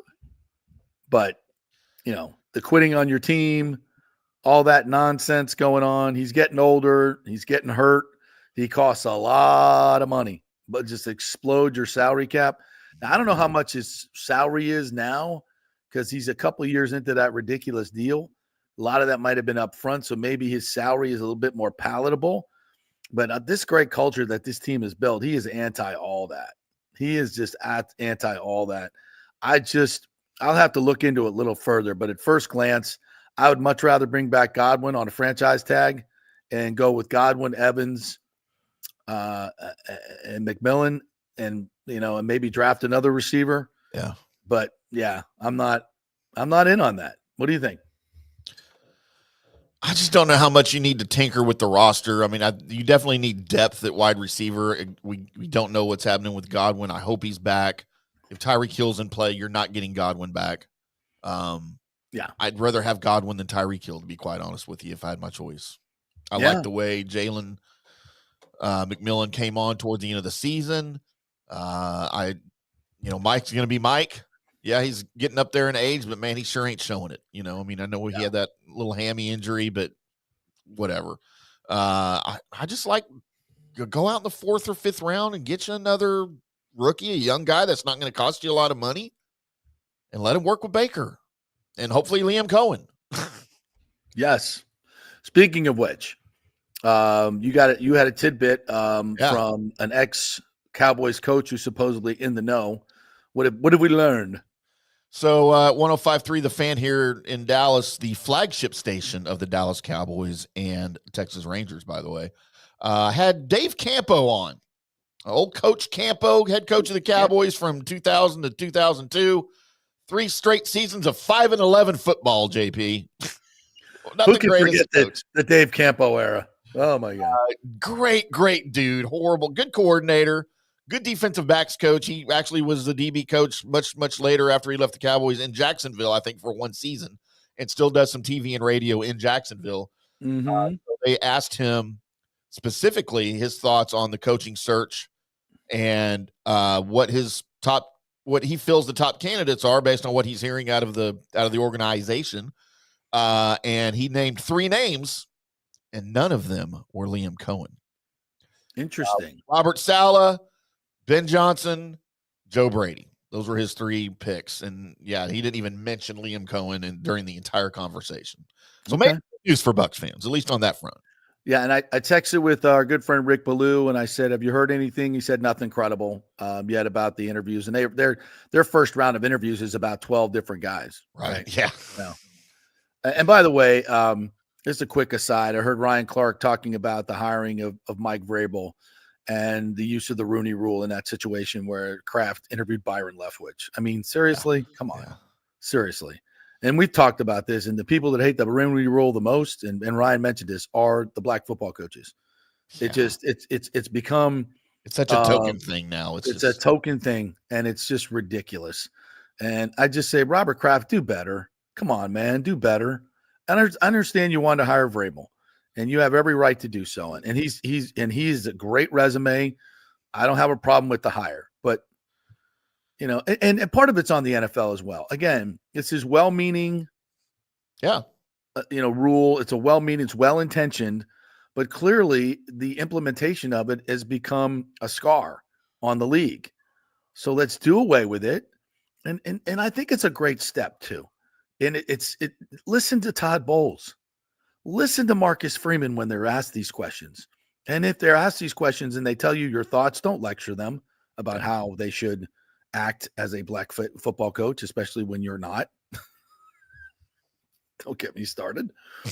By the way, you don't want to be known as a black football coach. They don't want to be known as you're the first black football coach in a national championship. That's not what they're here for. They don't want to. Yeah, they don't care about that. They don't care about it. And when we stop labeling people and stop ascribing reasons for or for not doing things because of their color of their skin, as Martin Luther King said, let's look at the content of the character and stop the color of the skin. The coaches don't want it. The NFL looks ridiculous when they do these Rooney Rule interviews. It's insulting. It's insulting to the coaches. Just get rid of the rule. We don't have to talk about it anymore. And yes, you white owners, you old white owners, you're the problem that we had to put the rule in the first place. So do better. Do better. And I think we're past it anyway. I think, the Glazers have certainly set an example as to their hiring practices, which I think more than insulates them if there's something they want to do with Todd Bowles and Liam Coen. So that should not be even in. People talk about it, and people are afraid to talk about him being fired because of it. We're not in that camp, and it should be based on merit and what you've done and what you might possibly do, and it will work itself out. So, the most curious head coach that I found out satisfied a Rooney Rule minority interview. Not named Byron Leftwich. Who? Mike McDaniel, head coach of the Dolphins, is a minority black head coach. He's categorized as a minority black head coach in the league right now. the whitest coach in football is a minority. I mean, and that just goes, guy I've ever seen. And that just goes to show you how silly the whole damn thing is. At this point, we're all mutts. We're all freaking mutts. Doesn't matter. I'm related to Todd Bowles, apparently. There you go. There you go. Well, that's why you were my minority hire. Yeah. I satisfied the Rooney Rule for JP for FanStream Sports. We checked the box. I mean, come on. Jiminy Christmas. It's hysterical. So anyway. All right. Mark Breslow says, was JP the ghostwriter of the Rosenthal article? That's a good call. I tell you what, it's word for word what we've been talking about for a long time here on this show. And that's why, yes, am I gloating? Yes. But more than anything, I'm happy that the world has seen what I've seen and people in powerful positions can do something about it. That's what's important. Did we start it? Have we been the loudest voice? Absolutely. And have I lost millions of dollars over it? Probably. Yes. At least $500,000 that I know of. Yeah. Yes, I have. And I'd do it again. Because my mentors, Chris Thomas, and the people that I learned journalism from at FAMU, I take those lessons to heart, and I ain't going to sell out. I'm not going to sell out. And I don't know if the money's big enough, just bring me an offer and we'll see. But no, we're not. And we've been talking about it for a long time. And it is quite gratifying that Ken Rosenthal confirms what we've been reporting for a long time. And people say, I just make stuff up. So yes, and now, there are powerful people that can do something about it and make it better in Tampa Bay. That's what it's all about. It's not about me being right, although it feels good. It's about now something better being done in Tampa Bay and doing it right, not making this colossal mistake that Miami made, right? We got a chance to do it right. Let's do it right. Come on, Manfred. See this through. Michael LaRue, good morning to you. The Bucs lost home playoff games in 21 to the Rams, famously on the terrible call by Todd Bowles to let what's his face get deep, Cooper Kupp get deep, and set up a field goal in the waning seconds. Got smoked by the Cowboys in 22 at home, and now Washington. Of course, they beat Philadelphia in 23. Has there ever been an NFL team that has lost 3 home games in a 4-year period? I don't think so.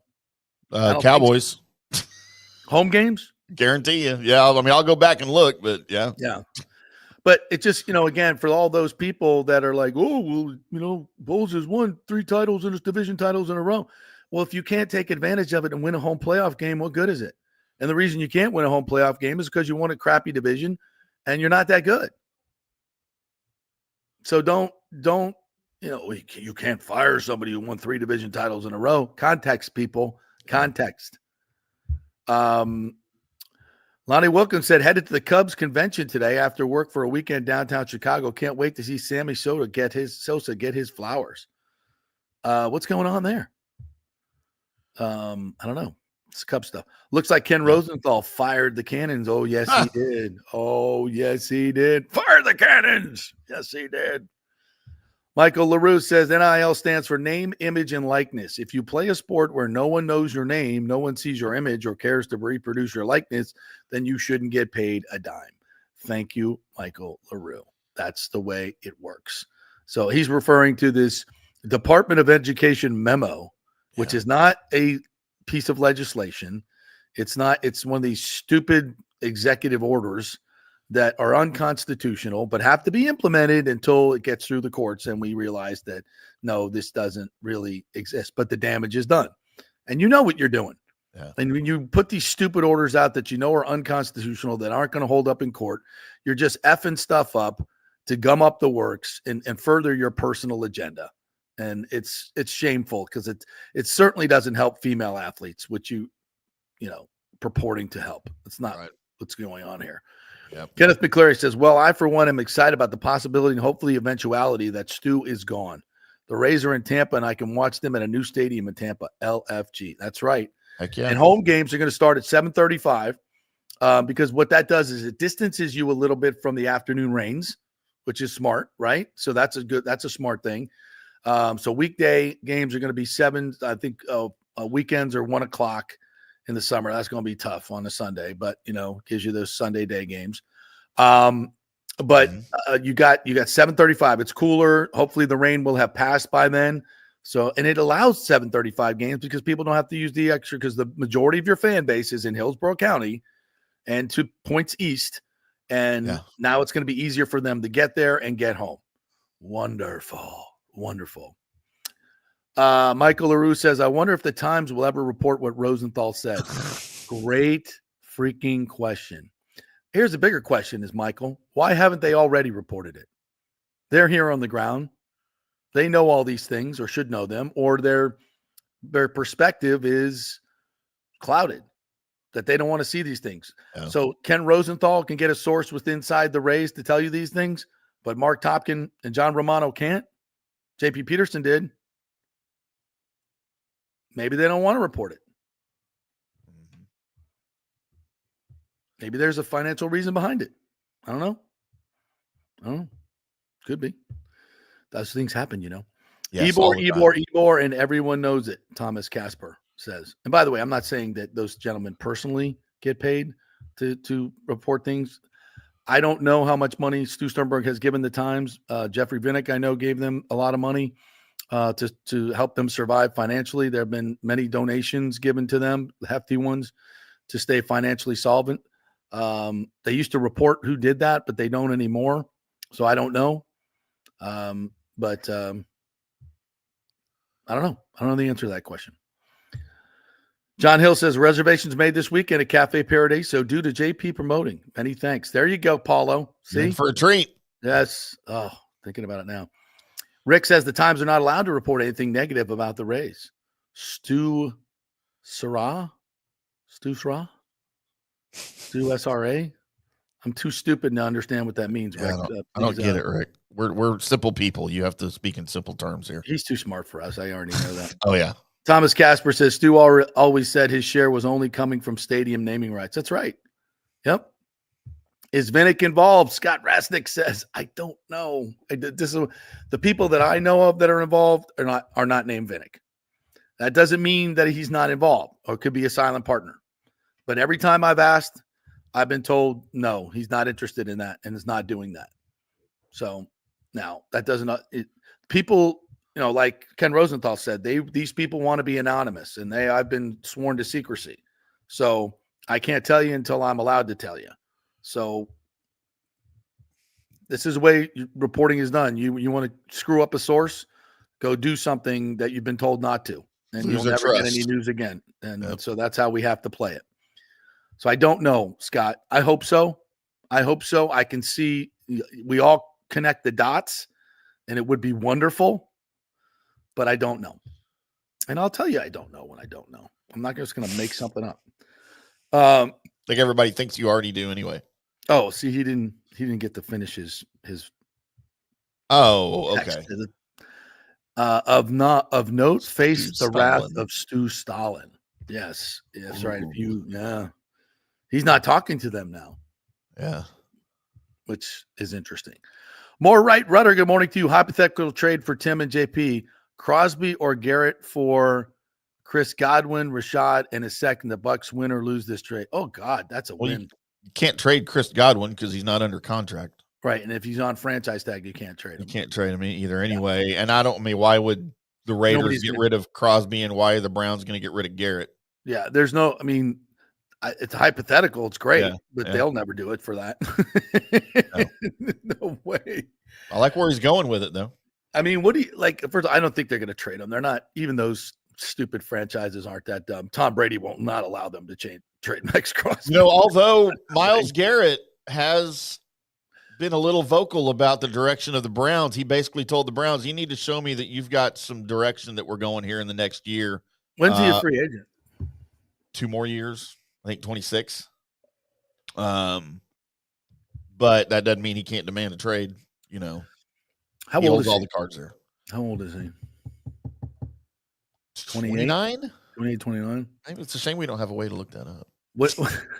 How do you do that? Would I give up two ones for 29. him?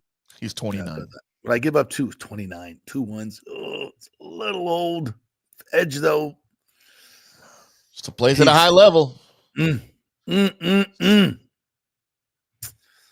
would be tough. I think I'd rather have again, Garrett you got than the 19th Crosby. pick. You got the 19th pick this year, which is close. Like you're in the ballpark of getting an elite pass rusher. You are, if there's a lot of quarterbacks in the draft, which there aren't. So that's a problem. We don't need a quarterback. You want lots of quarterback prospects to go ahead of them, just eat up those picks like they did last year. Yeah. So I don't see that happening. So if you want to get an elite pass rusher in the draft, you're going to have to trade up. And because this year you're going to pick 19th, and this team's going to be really good next year. So you're going to be in the 19s or 20s next year.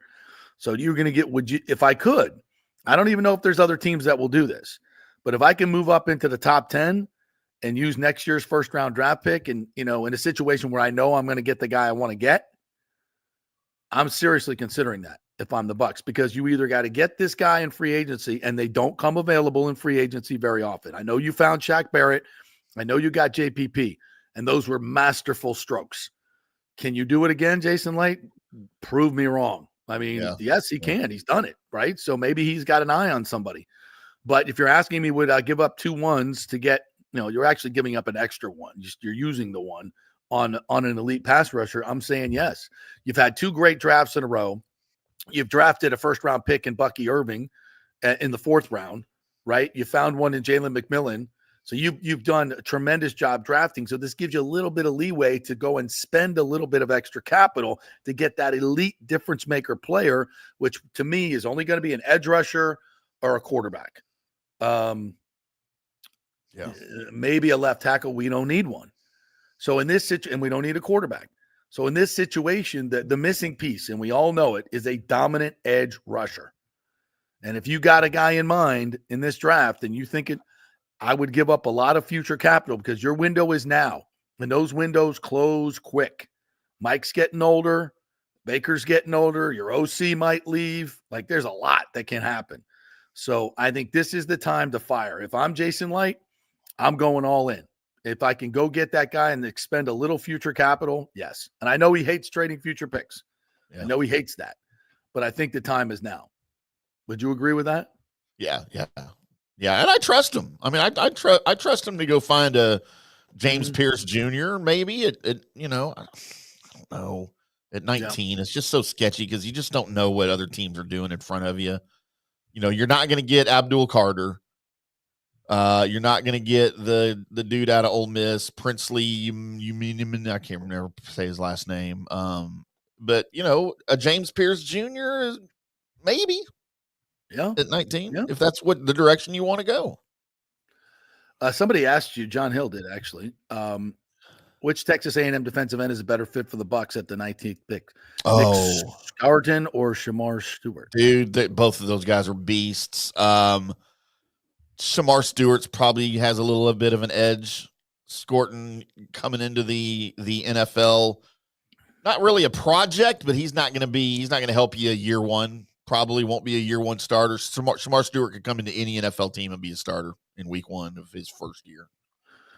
Bucks Basement says 4 OCs in 4 freaking years. At what point are Glazers going to say enough and give the offense some damn continuity? Bowles is in year 6 and still talking the same garbage about broken communication. Well, that's not their fault. They keep losing good coordinators to jobs. Well, the point is, Glazers sign one as a head coach and stop dilly-dallying with Todd Bowles. Yeah. Hunter Tubbs says, JP always spot on. Sell the team and get the boys to Tampa. Thank you, brother. What else we got here? James says, hope Bucks keep Godwin and draft a wide receiver to continue growing wide receiver room. Tyreek Hill, I wouldn't want to disrupt the culture. Would rather Bucks trade for elite edge rusher and signing a cornerback to replace Dean. Absolutely 100% agree on everything there. Absolutely. Breaking news, Roger Goodell have 18 games coming up. That's just a matter of time, right? Just a matter of time. I think they've actually already worked it into the future TV agreement. So probably the players it's say, such look, a sure thing. Yeah. Yeah. And they, but I got to tell you, Tim, I think it's enough's enough. I think 18's too much. I do. I'm good with 16. I'm good with 16. I want more football. You know what? Throw another team in the playoffs. And give me 20 regular season games. I just want more football. I don't care. And I wanted to get to this real quickly. It said, JP, did you see the viral video of the Eagles fan at last week's game insulting the Packers fan? Yes, I did. Much to talk about in this. Number one, Eagles fan showing your ass again. Disgusting. How can you be a grown-ass man of 40, 50 years, however old that guy is, probably in his early 50s, I guess I would say, and you're calling, I don't even like using the word on our show, and we can cuss, the C word, like a woman to her face that you don't even know, because just because she's cheering for another team, you're going to call her a dumb, ugly, stupid C word? Like, that goes beyond just being drunk and boisterous, right? Like, that you use that word that many times to a lady who's not even doing anything to you. She's not even acknowledging you. Right. And so many people are like, oh, I would get up and kick his ass. And I would probably do it too. But you know what? Yeah. You know what happens then? You get 25 other Eagle fans, assholes that they are, that jump on top of you, and you're probably dead because that's what they do. Yep. And I'm sick and tired of it being celebrated in Philadelphia. Nobody. Yeah, they're not celebrating him in Philly. Yeah, well, they shouldn't be. He's been banned. So he's been banned from all future home games, and he got fired from his job. Yeah, well, good. Well, but sports radio is like, they celebrate these jagoffs. Yeah, they do. No, that's ridiculous. And until the fan base starts changing, and there should be Eagles fans walking up to that dude saying, "Hey, man, what are you doing? Yeah, what are you doing? Back off. Don't be an asshole." Like, what is the point? Apparently, the Eagles sent her a bunch of Packers gear. I don't care. Oh, I do. It was a nice gesture from the team. I mean, I get it. I guess, but it would be a nice gesture, making a concerted effort to do fan education. We're not that anymore, Philadelphia. Let's be better. You can't do that. You can't. Yes, you can. You can't control every single person that comes to your games. Well, it's part. My point is they promote. This has been going on since the Bucs were going there in the late 90s. That's why they have jail cells at the link. Yeah, well, you needed one. It's with a wink and a nod. They're like, "Oh, don't do that." You know, I don't like it. All right, let's bring in our good friend. Fit happens. Jeff Fitoff, Tito, as we like to call him. 97.1 The Fan in Columbus. Hey, what's up, Tito? Game coming up. You guys did it again. You just do a segment. You say assholes, jagoffs. Here comes Tito. Hey, speaking of assholes, read the room, bro. The timing's read impeccable. the room. The timing's impeccable. I think you guys do it on purpose. Big game tomorrow night. We're trying to put the focus on somebody else, so you look wonderful. Who's playing? Thank you.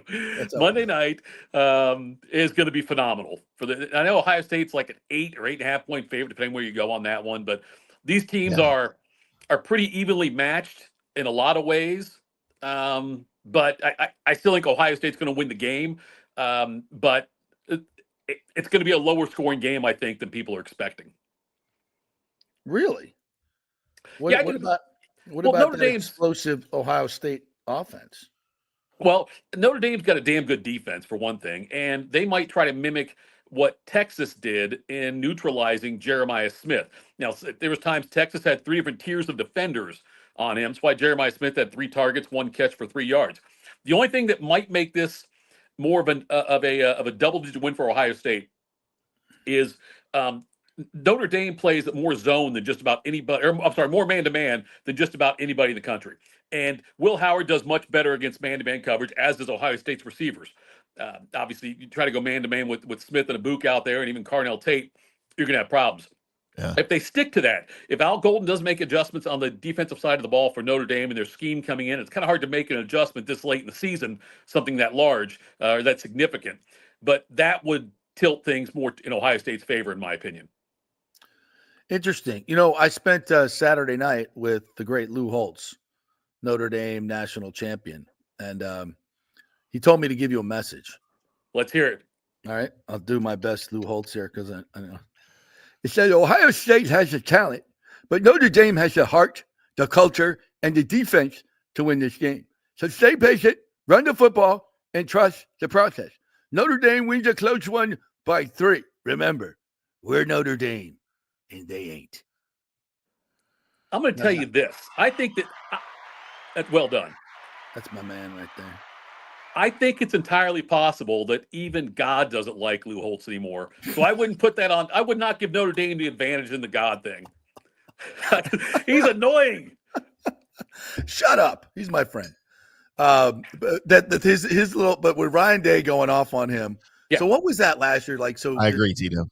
Holtz is like, they're soft. They're soft. Ohio State, they got all the money, but they're soft. Yeah. And then Ryan Day had to go after Lou Holtz. That was right. A little weird. Hey, look, Lou Holtz, I've always admired. Like, he's a lovable guy in a lot of ways. He's become more like Mark May and Desmond Howard with his anti-Ohio State kind of on that right there. And so there was a time I wished Holtz was going to be the head coach at Ohio State, and I think there was a time he wanted it also. But it's just it seems like he goes out of his way. The way he said that if Notre Dame loses because we're just trying to be nice and save Ryan Day's job, like, that's not necessary. That is not necessary, but it's all taken a good point. I think, it's funny though, as I saw this on X, somebody had the map of the United States, and it was like, who's rooting for Ohio State? And it was just Ohio, and the rest of it was Notre Dame. And we talked about this, Timmy, right? It's like, this Notre Dame team, Marcus Freeman in particular, they're like a lovable kind of underdog. Like Notre Dame, a lovable underdog. Who had that on their bingo card? That's crazy, right? Marcus Freeman's a fantastic coach. He's a good person. Like he's literally like, he's a good person. He's a Jim Tressel disciple. He obviously played at Ohio State, but also then helped out coaching wise here as well, and then went to Cincinnati with Fick. But Notre Dame is a very likable team this year. I agree with that. Yeah, I think that there's a lot of people that probably have hated Notre Dame their entire lives that would be rooting for Notre Dame against Ohio State in this one. And I get it. I mean, but that's the effect you Ohio State Buckeyes have on people. That's how the lunatic fringe, right? The 20 percenters, because they really are. I'm telling you right now, JP, there are still fans out here that say if he doesn't win the game, we should fire him.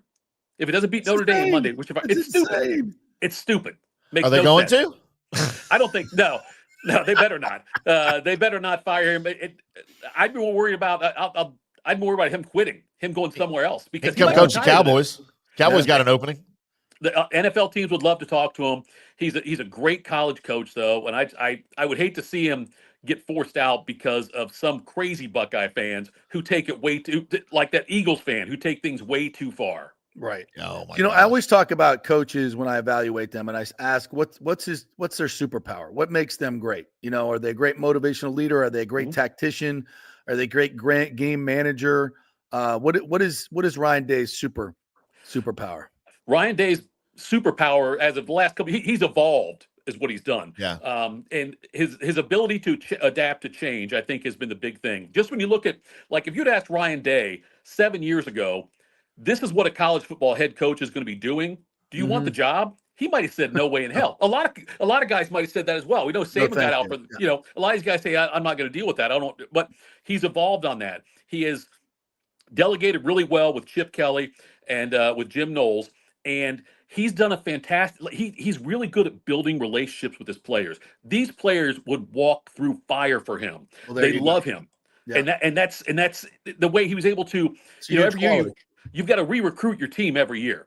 Some of your key guys, and he was able to pull that off last year. There's nobody that Ohio State lost that they missed this year. Nobody. It's like, oh man, if they had this guy, the guys they lost to injury. Losing Josh Simmons and Seth McLaughlin, that's been the biggest thing for them to overcome. But the guys they lost, Kyle McCord had a great year at Syracuse. He had a great year at Syracuse. Good for him. I'd still rather take Will Howard, And so it's just I think that's really Ryan Day's his ability to adjust and adapt to the changing college football landscape has been probably his biggest superpower. Do you see him leaving for an NFL job someday?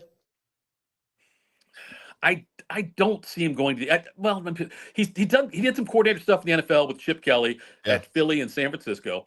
I guess I could see it at some point. I don't know if he's going to want the headache of it. I mean, it's a bigger headache being at Ohio State, but you see guys the way that Ohio State coaches age after a while. And Ryan Day's still a young guy. He's got a kid who's a sophomore in high school down here, up here. I guess you guys are down there. And he just finished sophomore season. He's already got the career passing record for the school after 2 seasons as a starter. Wow.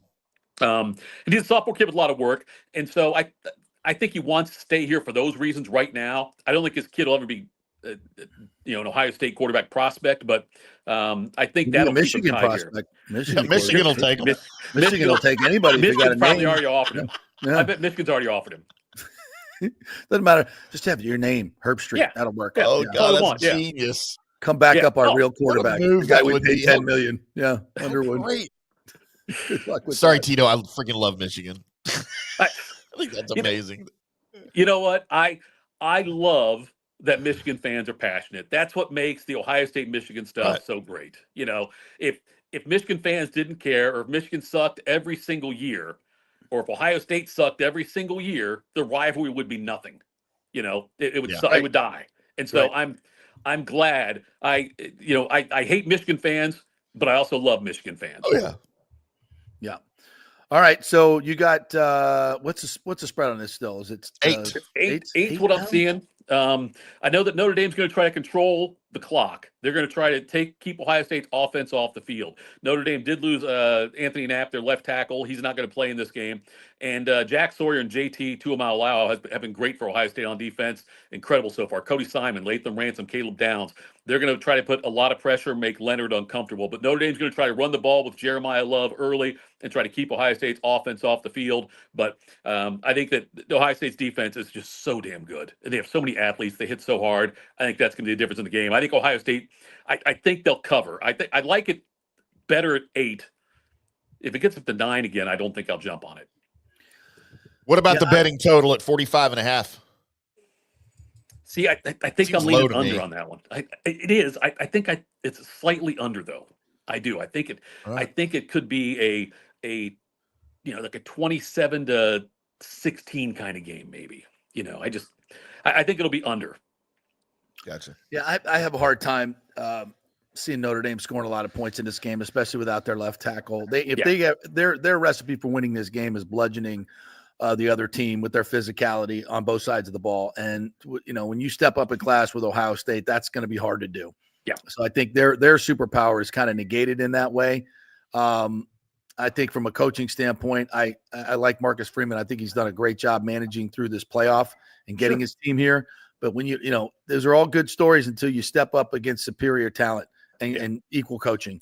So I think it's a tough road to hoe. 8 points is a lot though. Yeah. But these games, what's interesting about these games, championship games, is once it gets going one-sided, it tends to really go. I think there's so much pressure and there's so much at stake. And once you feel like you've lost it, like you get 2 scores down if you're Notre Dame, it's just, and you're just like, these guys are really good. It's hard. I think it's really hard to fight through that. If anybody can do it, it's a Marcus Freeman team because they've shown resilience incredibly. But I think it's just at some point it's too much. It's too much. Not even new hosts can shave your hair, boys. It's a great Notre Dame aura. It's a wonderful thing, but when you're getting your ass kicked, sometimes it's just that little green leprechaun just doesn't have that kind of stuff. You know what I'm saying? That's one of the best Lou Holtzes I've ever heard. I love that man. Love that man. He's been very good to me, and he's a great man. I know he's a pain in the ass and could be cantankerous. I tell you what, it was fun Saturday night listening to all his ex-players from the 88 team, recount. They all got up there and said a few things, and it was kind of funny because to a man, there was the constant theme was, man, we love this guy, but God, he was an asshole. Hey, that's one of my favorite 30 for 30s is the Catholics versus convicts one. Yes. I rewatch that every year when football season is about to get ramped up. And I love that every time. There's a lot of great Holtz things in there. I actually got to meet Holtz one time at an autograph signing where we were doing something with the radio station, and I got to go into this back room where Lou was waiting before he came out. And he had a couple of former players. I can't remember which players with him. A couple of former players and a friend of his there. And I just stood there and listened to them talk for about 45 minutes about stories and things like that. Holtz could have been nicer, but it was just so much fun hearing those different stories about things.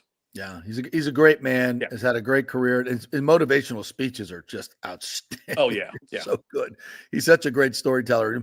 Reminds me a lot of Coach Bowden. He and Coach Bowden are cut from the same cloth, and just great men. And both of them could not coach in today's there's no way. No. I mean, they'd figure it out because great ones always do, and they adjust. But their ways would probably not work with this group. So how many transfers we've got?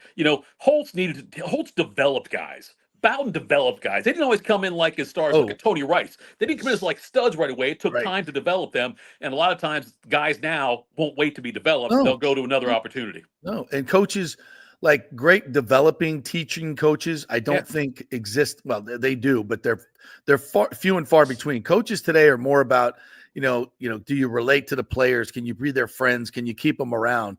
As opposed to being great teachers and developing them as players. It's those type of coaches are hard to find. And anyway, so we're going to do NFL picks here too, Timmy. Is Tito in? I got them ready. Whenever y'all are ready. All right, let's go. You want to recap? We've got some football music here. How about that for picks? Ooh, I like that. So recapping last week, Tim, 7 points. Oh. JP, 4 points. Yikes. Tito, I'm sorry, 3 points. Oh, out of a wild card round. Damn, dog. Yeah. All right. Even the coin flip that we have on the Colby Stapp and IndyCar Tim show that we pick against scored better than both of y'all. That's so sickening. That's so sickening. all the work that I put in, the countless hours that I put in handicapping these games and flipping of the coin is a better way. Yeah, you know what? I'm just going to stop doing that. I'm going to stop doing that. Almost doubled up, both of y'all. I'm giving up. I'm going to go back to golf and just taking a dart and throwing it at a board. There we go. That's better, isn't it? Let me get a coin for this. First game on Saturday, and I made my picks Wednesday night on our show, so I'll stick with those. I'll let y'all know what those are. Saturday, the Texans +9 at the Chiefs with a 41.5 point total. Wow, that's a lot of points. And the Chiefs just, they play close games all year long, although they've been better lately. I'm going to take the points in Houston in this one. I think I'm going to take the points as well. I think that Houston's defense will be able to get some pressure on a still, I think, gimpy Mahomes in some ways. And I think the Texans will keep it closer than that. I think the Chiefs, I think the Chiefs will win it convincingly, but it'll be closer than 9 points. Okay. Yeah. If that's convincing, sure. Yes. Total 41.5. Slow. I'm going to go under, though. I think, that the weather, Kansas City's defense is really good. Houston's too. I'm going to go under. I'll take the points. I'll take over in this one. All right.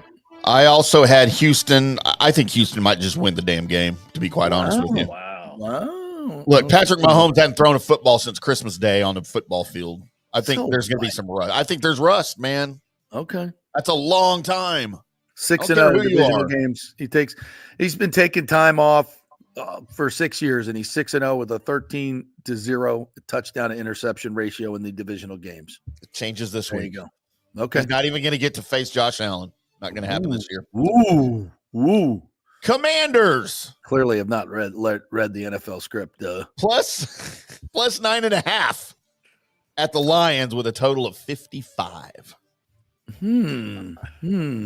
I'm a big Jaden Daniels guy. I think that Detroit's defense has suffered so many injuries, and I love the job they're doing over there. I think that the way they've turned that franchise around into where they're at now, it'll be a huge home field advantage there as well. I think Detroit wins, but I will gladly take 9.5 points in Jaden Daniels.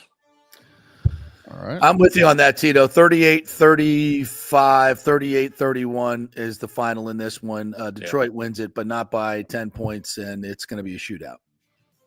Tito, over, under? Over. 55. That's a lot. I had Detroit in the over. I think it's going to be a blowout. I don't think it's going to be close. All right. That'll look bad on the Bucs if Detroit blows them out. Yeah, I know. Bucs are already looking bad anyway, just for not winning, period. Yep. Sunday's games. How about a snow game as predicted in Philly and the Rams +6? The Rams, look, it's a lot. You won last week. It was convincing, but you're going to freeze your ass off. You're from LA. This is Eagles all day long. It's under the 44, and the Eagles will cover 17-3 is the final. This Rams defense has played so well lately. Yeah. And, you always hear about system quarterbacks or system running backs. And I'm not trying to take away from Aaron Donald's career, but is it possible he was a system defensive? He was really good. No, I'm just down. Look how good they don't miss him. They don't miss him this year at all. How do you not miss Aaron Donald? Because Braden Fisk and Jared Verse are badasses. They took a 13-0 team and made them 2-10 by leaving at FSU. Yeah. That's how freaking good they are. They're good. They're good. I'm amazed at how well the Rams have done defensively. Yeah, losing a player the caliber of Aaron Donald. I agree. They've recovered well and they played better defensively. They weren't good in the beginning of the year, but they're much better now. Aaron Darnold. I think I keep calling Darnold instead of Donald. I think that's disrespectful by me. But I will take disrespectful to Sam Darnold. That too. Okay, there we go. I will take. I think that this will be closer. I'll take the Rams and the points in this one. Over under 44. I'll go under. I had the Rams in the over. Right. How about that? And then finally, what may really be the real Super Bowl, I don't know, as we have the Ravens 1 point favorites on the road in Buffalo with a total of 51. It's going to be cold. There's a chance of snow out there. Yeah. So I'm definitely not going the over. I'm taking the under in this one. But I think the Bills win this game at home against Lamar Jackson and Derrick Henry. I think the Bills they got better by losing Stephon Diggs. Yes, they did. It's addition by subtraction there. I like the way they've been running the ball with James Cook, and I think that there's not a receiver you key on.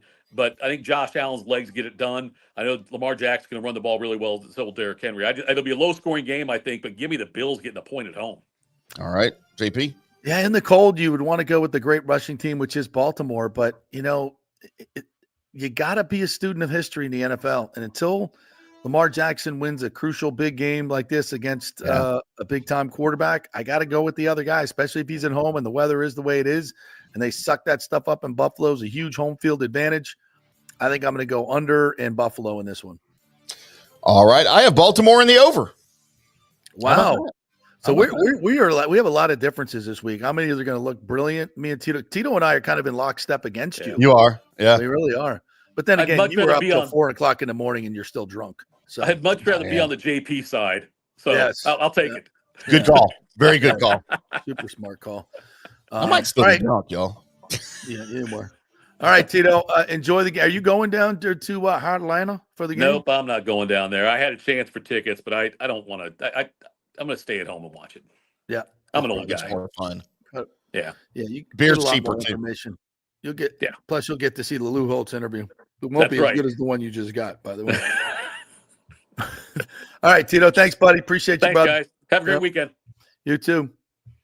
Report just out, according to CBS Sports, Cowboys owner Jerry Jones pitched Mike McCarthy on having Jason Witten as an heir apparent. Yep. He wanted no part of that. I don't blame him. No. I think where can I get money on Jason Witten as the next head coach? Anywhere. He's on the board. Yeah. I mean, but you can't vote on, you can't bet that stuff on Hard Rock. You can't? Okay. No, you can't. I got to be somewhere else bet on that. Yeah. All right. What we haven't talked about is the Lightning last night winning in a shootout over the Ducks. A team that had lost 4 of 5 coming in. They beat the Bolts last week 4-1. This was a much better game by Tampa Bay last night. They defended well, in which they have been doing. Vasi was fantastic. So was Dostal last night. Their goalie was absolutely tremendous. He was fantastic. So it was in a 4-3 game in a shootout. That was a goalie battle. You could say that, but it's 2 points. I don't think it was their best performance against an undermanned team that's been on the road for a month. I would have liked to seen them blow these guys out, but they didn't. So what? They got the 2 points. They were in control of the game, but even in the third period, I was like, I don't feel good about this one. And then there's a deflection and beats Vasi, and it's 3-3, and they got to go win it in overtime. And the way the Lightning play overtime just makes me crazy. Just these laissez-faire passes, and you give up possession, and it's like so easily you take these chances, especially Kucherov. Well, you see other teams just like very sure about their passes, and they keep it simple. The Lightning do not. But they got away with it last night because Vasilevsky made some great saves, and he shut them out in the shootout. And Gensel scored in the shootout, and then they never got one. So they get the 2 points in the 4-3 win. They're in third place. They're still on pace for 98 points. All that is good, but I don't know. I just want to see this team get into a more dominant position. And they've got the Red Wings coming up on Saturday, who have won 8 of their last 9 and just beat the Panthers last night 5-2, and they hadn't won down there since 2021. So suddenly coaching change for the Red Wings. They are on fire. And the Bolts, I think, are 2-6 or 3-6 in Atlantic Division games. So they need to start putting up, getting some points in their own division, because the rest of the schedule is going to be stacked with divisional games. So there's a lot left for them, but and I think there's a move coming definitely before the deadline. I think Brisebois is definitely going to go out and get somebody that can play in the bottom 6, or somebody who can play in the top 6 and move somebody down. They've got to get some more forward depth, because at this point they're getting nothing from the bottom 6. A little bit better. Engblom said last night, and I would agree with him, the fourth line, Gergensons and Eyssimont, they had possession. They had some better shifts. And I think, Cooper is eyeballing. They put Gonsalves on waivers the other day. And I think that sent a message to the bottom 6, like, we're looking. And if you don't start stepping up your play, you're not going to be playing up here, or at least playing with us for very long. So that's kind of where I'm at after that. Watch out in that Atlantic Division. Watch out for my Montreal Canadiens. They have a tons. 5 of 6 and are hot on the trail of everyone above them, which is almost everyone in the division. They started so slow. Did you hear anything? Were you at the arena last night? You were, right? Of course, yeah. Did y'all hear anything? Did you hear anything after the game on Eric Cernak? Because he Cernak went out, and he didn't play again. He kind of did the splits when he went into the board. And he got up. He was down for a minute as I was watching him. I'm like, oh, that looks serious. And then he popped up and kind of skated off. I'm like, okay, not so bad. But then he never played again. Yeah. So don't know. With JJ Moser out and not coming back until February, late February after the Four Nations. If Chernak is out right now, yikes. That is not good. Crozier, I think, would be the guy that they bring up, and he's played some good hockey, but yeah, this is a crucial time for them. There's a lot of divisional games coming up. There's 16 games in 29 days. Yeah. And this would be a tough one to absorb. So let's hope. We'll find out more today, but not good. Not good. We eulogized Bob Uecker yesterday in the passing. Stay hard, Bob Uecker, by the way. And as we were talking about him, I knew there was something that I needed to find. I didn't find it in time for yesterday's show, but I wanted to put it up on the screen today. It's maybe one of the greatest moments of Bob Uecker's playing days that I ever remembered. And it's the 1964 team picture of the Cardinals. When Bob Uecker and Bob Gibson are holding hands with their arms interlocked in the team picture. And they got in trouble for this, by the way, from the team. Oh, my God. Yeah. They were heavily reprimanded for this. But look, I mean, it's like so for great, what? right? Yeah. Look at the smile on both their faces, too.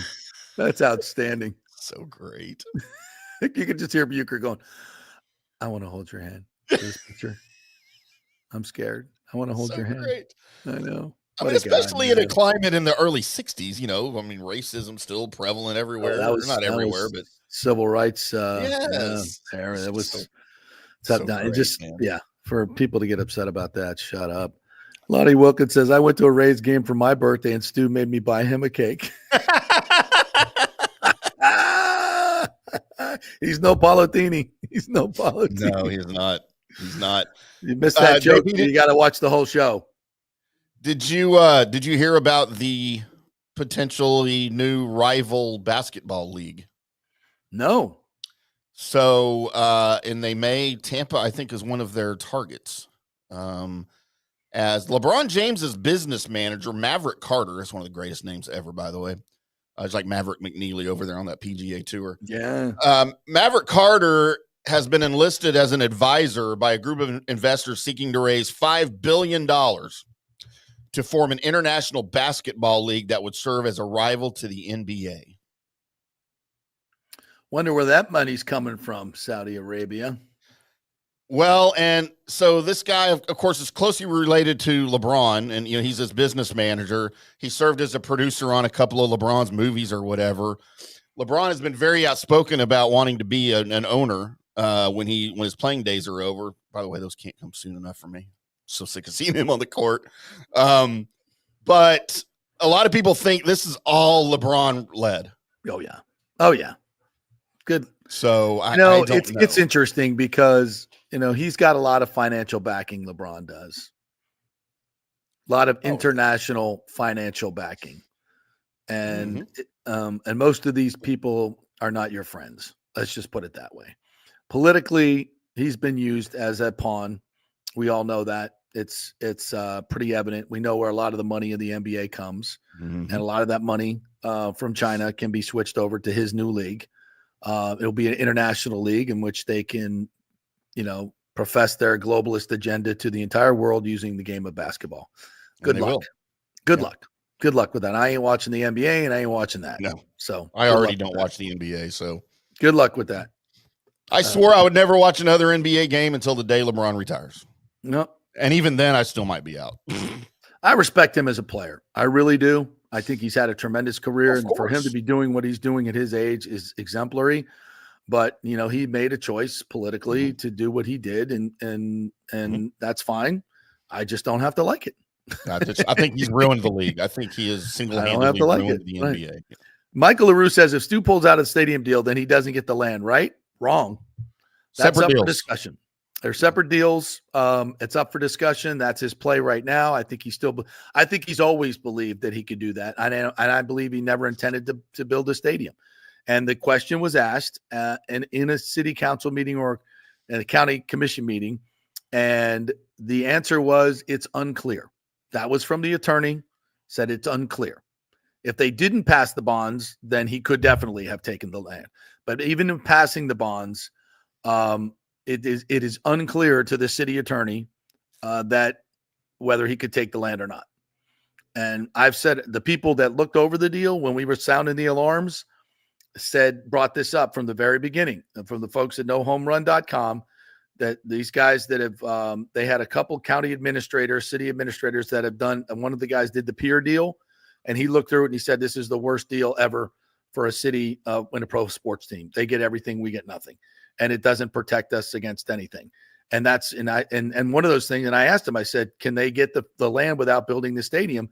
And he said, in my opinion, yes, they could.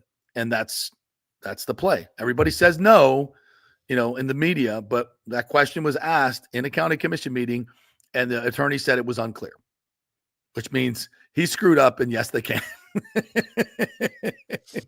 Yep. So, yeah. Mike H. says, I looked up the richest people in Tampa: Ronald Wainick, Todd Wainick, Robert Dugan, Eddie DeBartolo Jr. Just wink if we were over the target here. You ain't getting nothing from me. Eddie DeBartolo. Has there ever been a more crooked? I'm sure there has a more crooked owner. Don't you disparage Eddie DeBartolo on this show. Don't you dare. We love the DeBartolo family. We love him. Sure. Oh, you mean he tried? What did he get sanctioned for? Bribing somebody in Louisiana? I mean, bribing a politician in Louisiana to get a gambling deal? Come on. Really? God, can you imagine somebody bribing an official in Louisiana? Has that ever happened?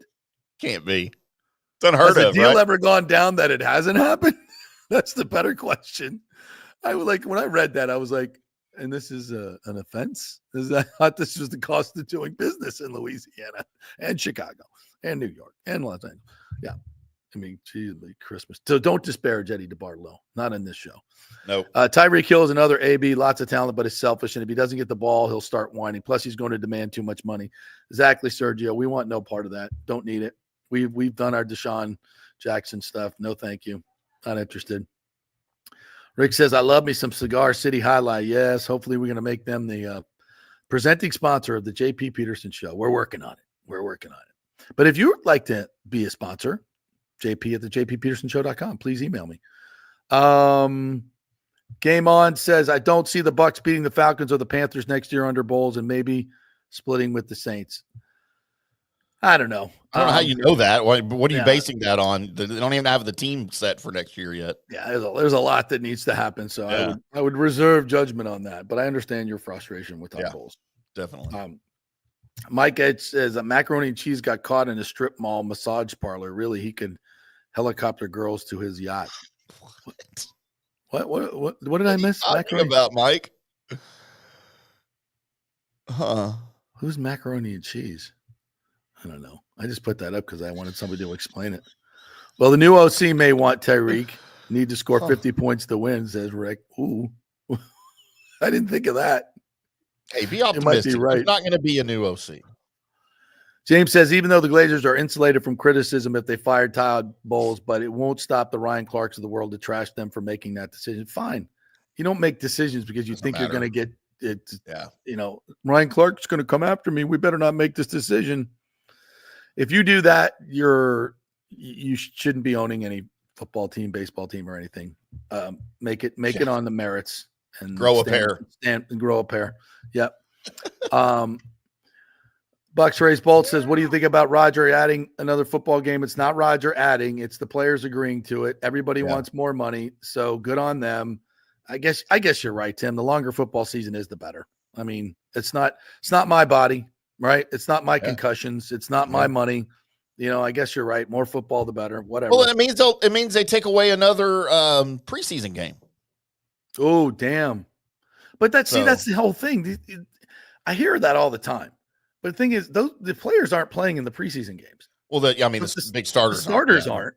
So if they're saying, we're going to trade the pounding that you take in the preseason game for a real game. Well, they don't play. Well, yeah, and I don't know if that's an argument, but on the schedule, it's a valid point because I'd much rather watch an extra regular season game that means something than a stupid preseason game where I don't recognize any of the players and I'm going to meet them at Home Depot stocking the shelves next week. Exactly. Nothing against Home Depot stalkers, by the way. They're The lifeblood of America. Nathan Elliott saves me again. He says, "In As Good as It Gets," which is a great movie, by the way. Jack Nicholson. He says, "Go sell crazy someplace else. We're all stocked up here." It's Melvin Udall to the Spanish housekeeper. Yeah, that's my message to Tyreek Hill. Not that we're crazy here. We don't have a lot of crazy. We don't want crazy. We had crazy. We didn't like it. Can't stand Helen Hunt. I hate Helen Hunt. I cannot watch her in anything. But Greg Kinnear was good. Harold Ramis was in that, I think. Who's great at everything. I love Harold Ramis. Anything else we want to get to here? I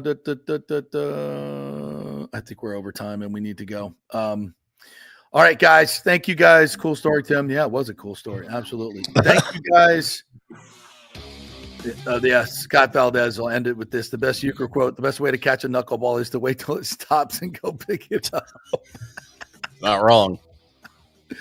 So true. All right. Hey, big week. Thank you to Ken Rosenthal for confirming my reporting that we've done months ago. Really appreciate that. Go read that story in the, or better yet, just go re-rack the beginning of this show. So we told you all about it and what it means. We deciphered it for you. Thank you, Tito, for joining us. Timmy, great job this week. We'll be at the Bolts tomorrow night as the Red Hot Red Wings come to town. We will see you there and see you on Monday. Have a great weekend, everybody.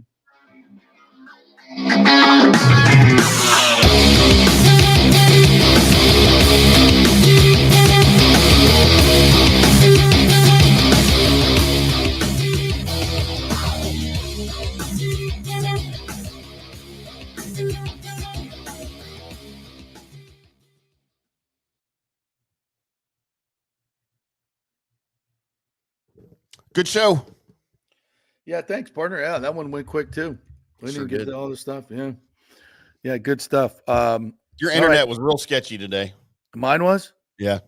Oh, really? Yeah, you kept about it was like clockwork. You'd freeze for about 3 seconds.